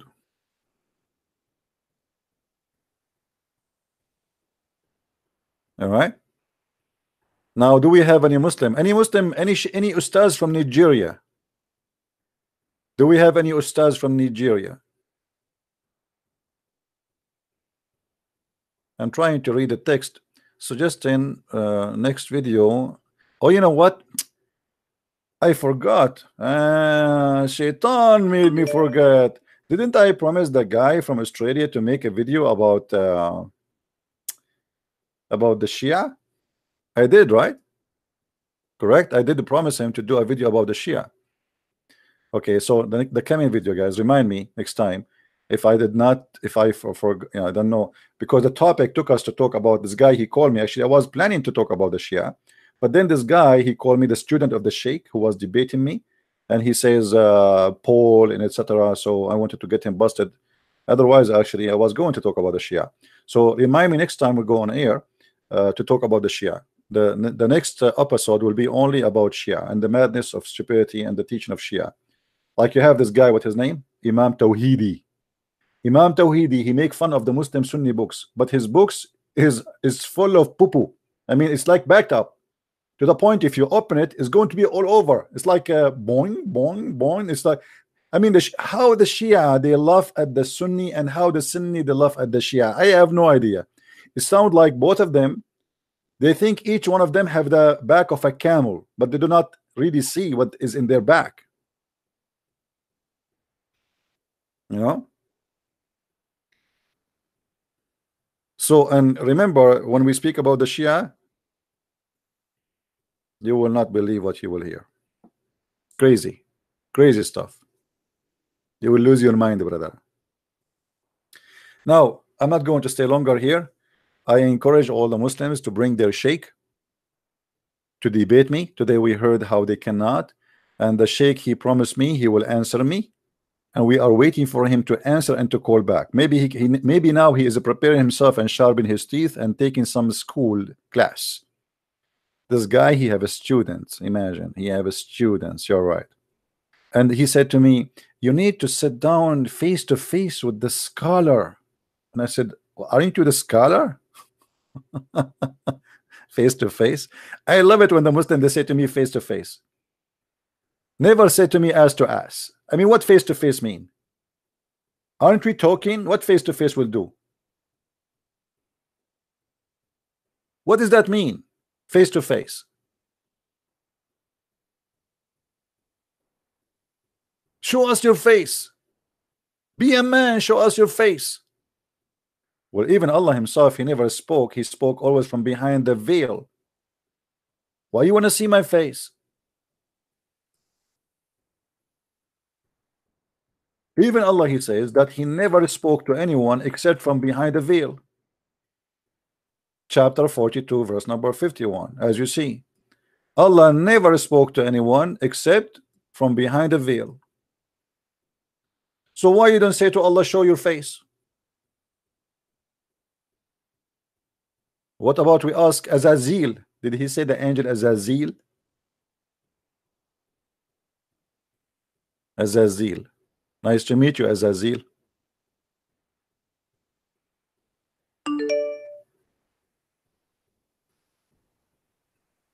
Don't call me unless you are a Muslim.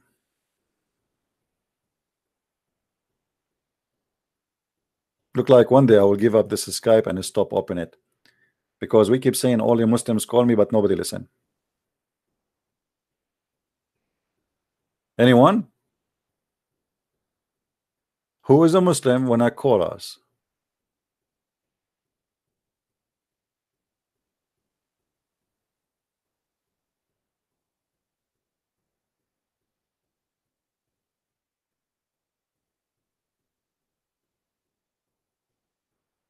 All right. Well, anyway, I want to say thank you guys for being here. Maybe today we have enough, and next time we go on air, if we go to tomorrow, let us hope tomorrow maybe we can make it. Then we will speak about the Shia as we promised. Bring your popcorn, and if you are a Shia sheikh, you can call me tomorrow. Feel free if you like to defend your Shia sect. And I find the Shia sect is hilarious. I mean, it's a comedy. And please, tomorrow, if you come to watch the Shia episode, please be sure you don't wear a black shoe. Anyone remember what the Shia believe about the black shoe? Let us see if your memory, just to remind you about the Shia. Anyone remember what wearing black shoe will do if you are a Shia? Who remember? If you wear a black shoe, according to the Shia, that will make your penis useless. So if you are wearing a black shoe and you are married, I'm warning you, sooner or later you will lose it. This is what the Shia believe. And the only way to have a very powerful penis, according to the Shia, is to wear a yellow shoes. This is why the flag of Hezbollah is yellow, if you notice. MashaAllah, Alhamdulillah. Now I understand why a lot of people, they are suffering from sexual problems. It is the black shoe. I thought it's something else. It turned to be the black shoe. Let me see my shoes. This one is not black, and I have only 2 shoes. That's it. None of them is black, so I'm fine. Thank God. It happened by luck, not because I was smart. It was by luck. Like, it's a relief. I man, imagine. I mean, you wear a black shoe. I mean, what an idiot! How you do that? Don't you know that it is haram? And don't you know that this will cause you to, you know? And come on, don't wear a black shoe. And by the way, this is proven scientifically to be correct. So next time we go online, if it's tomorrow, it's tomorrow. If not, maybe the day after, we will talk about the Shia. Please invite your friends and tell everybody, and subscribe so you get notification. And don't forget to subscribe to minds.com/Christian Prince. You see it in the screen always. So subscribe, join us, so you will be notified. Until then, I say may the Lord bless you. Christ is Lord and Islam is false. Thank you very much. Take care.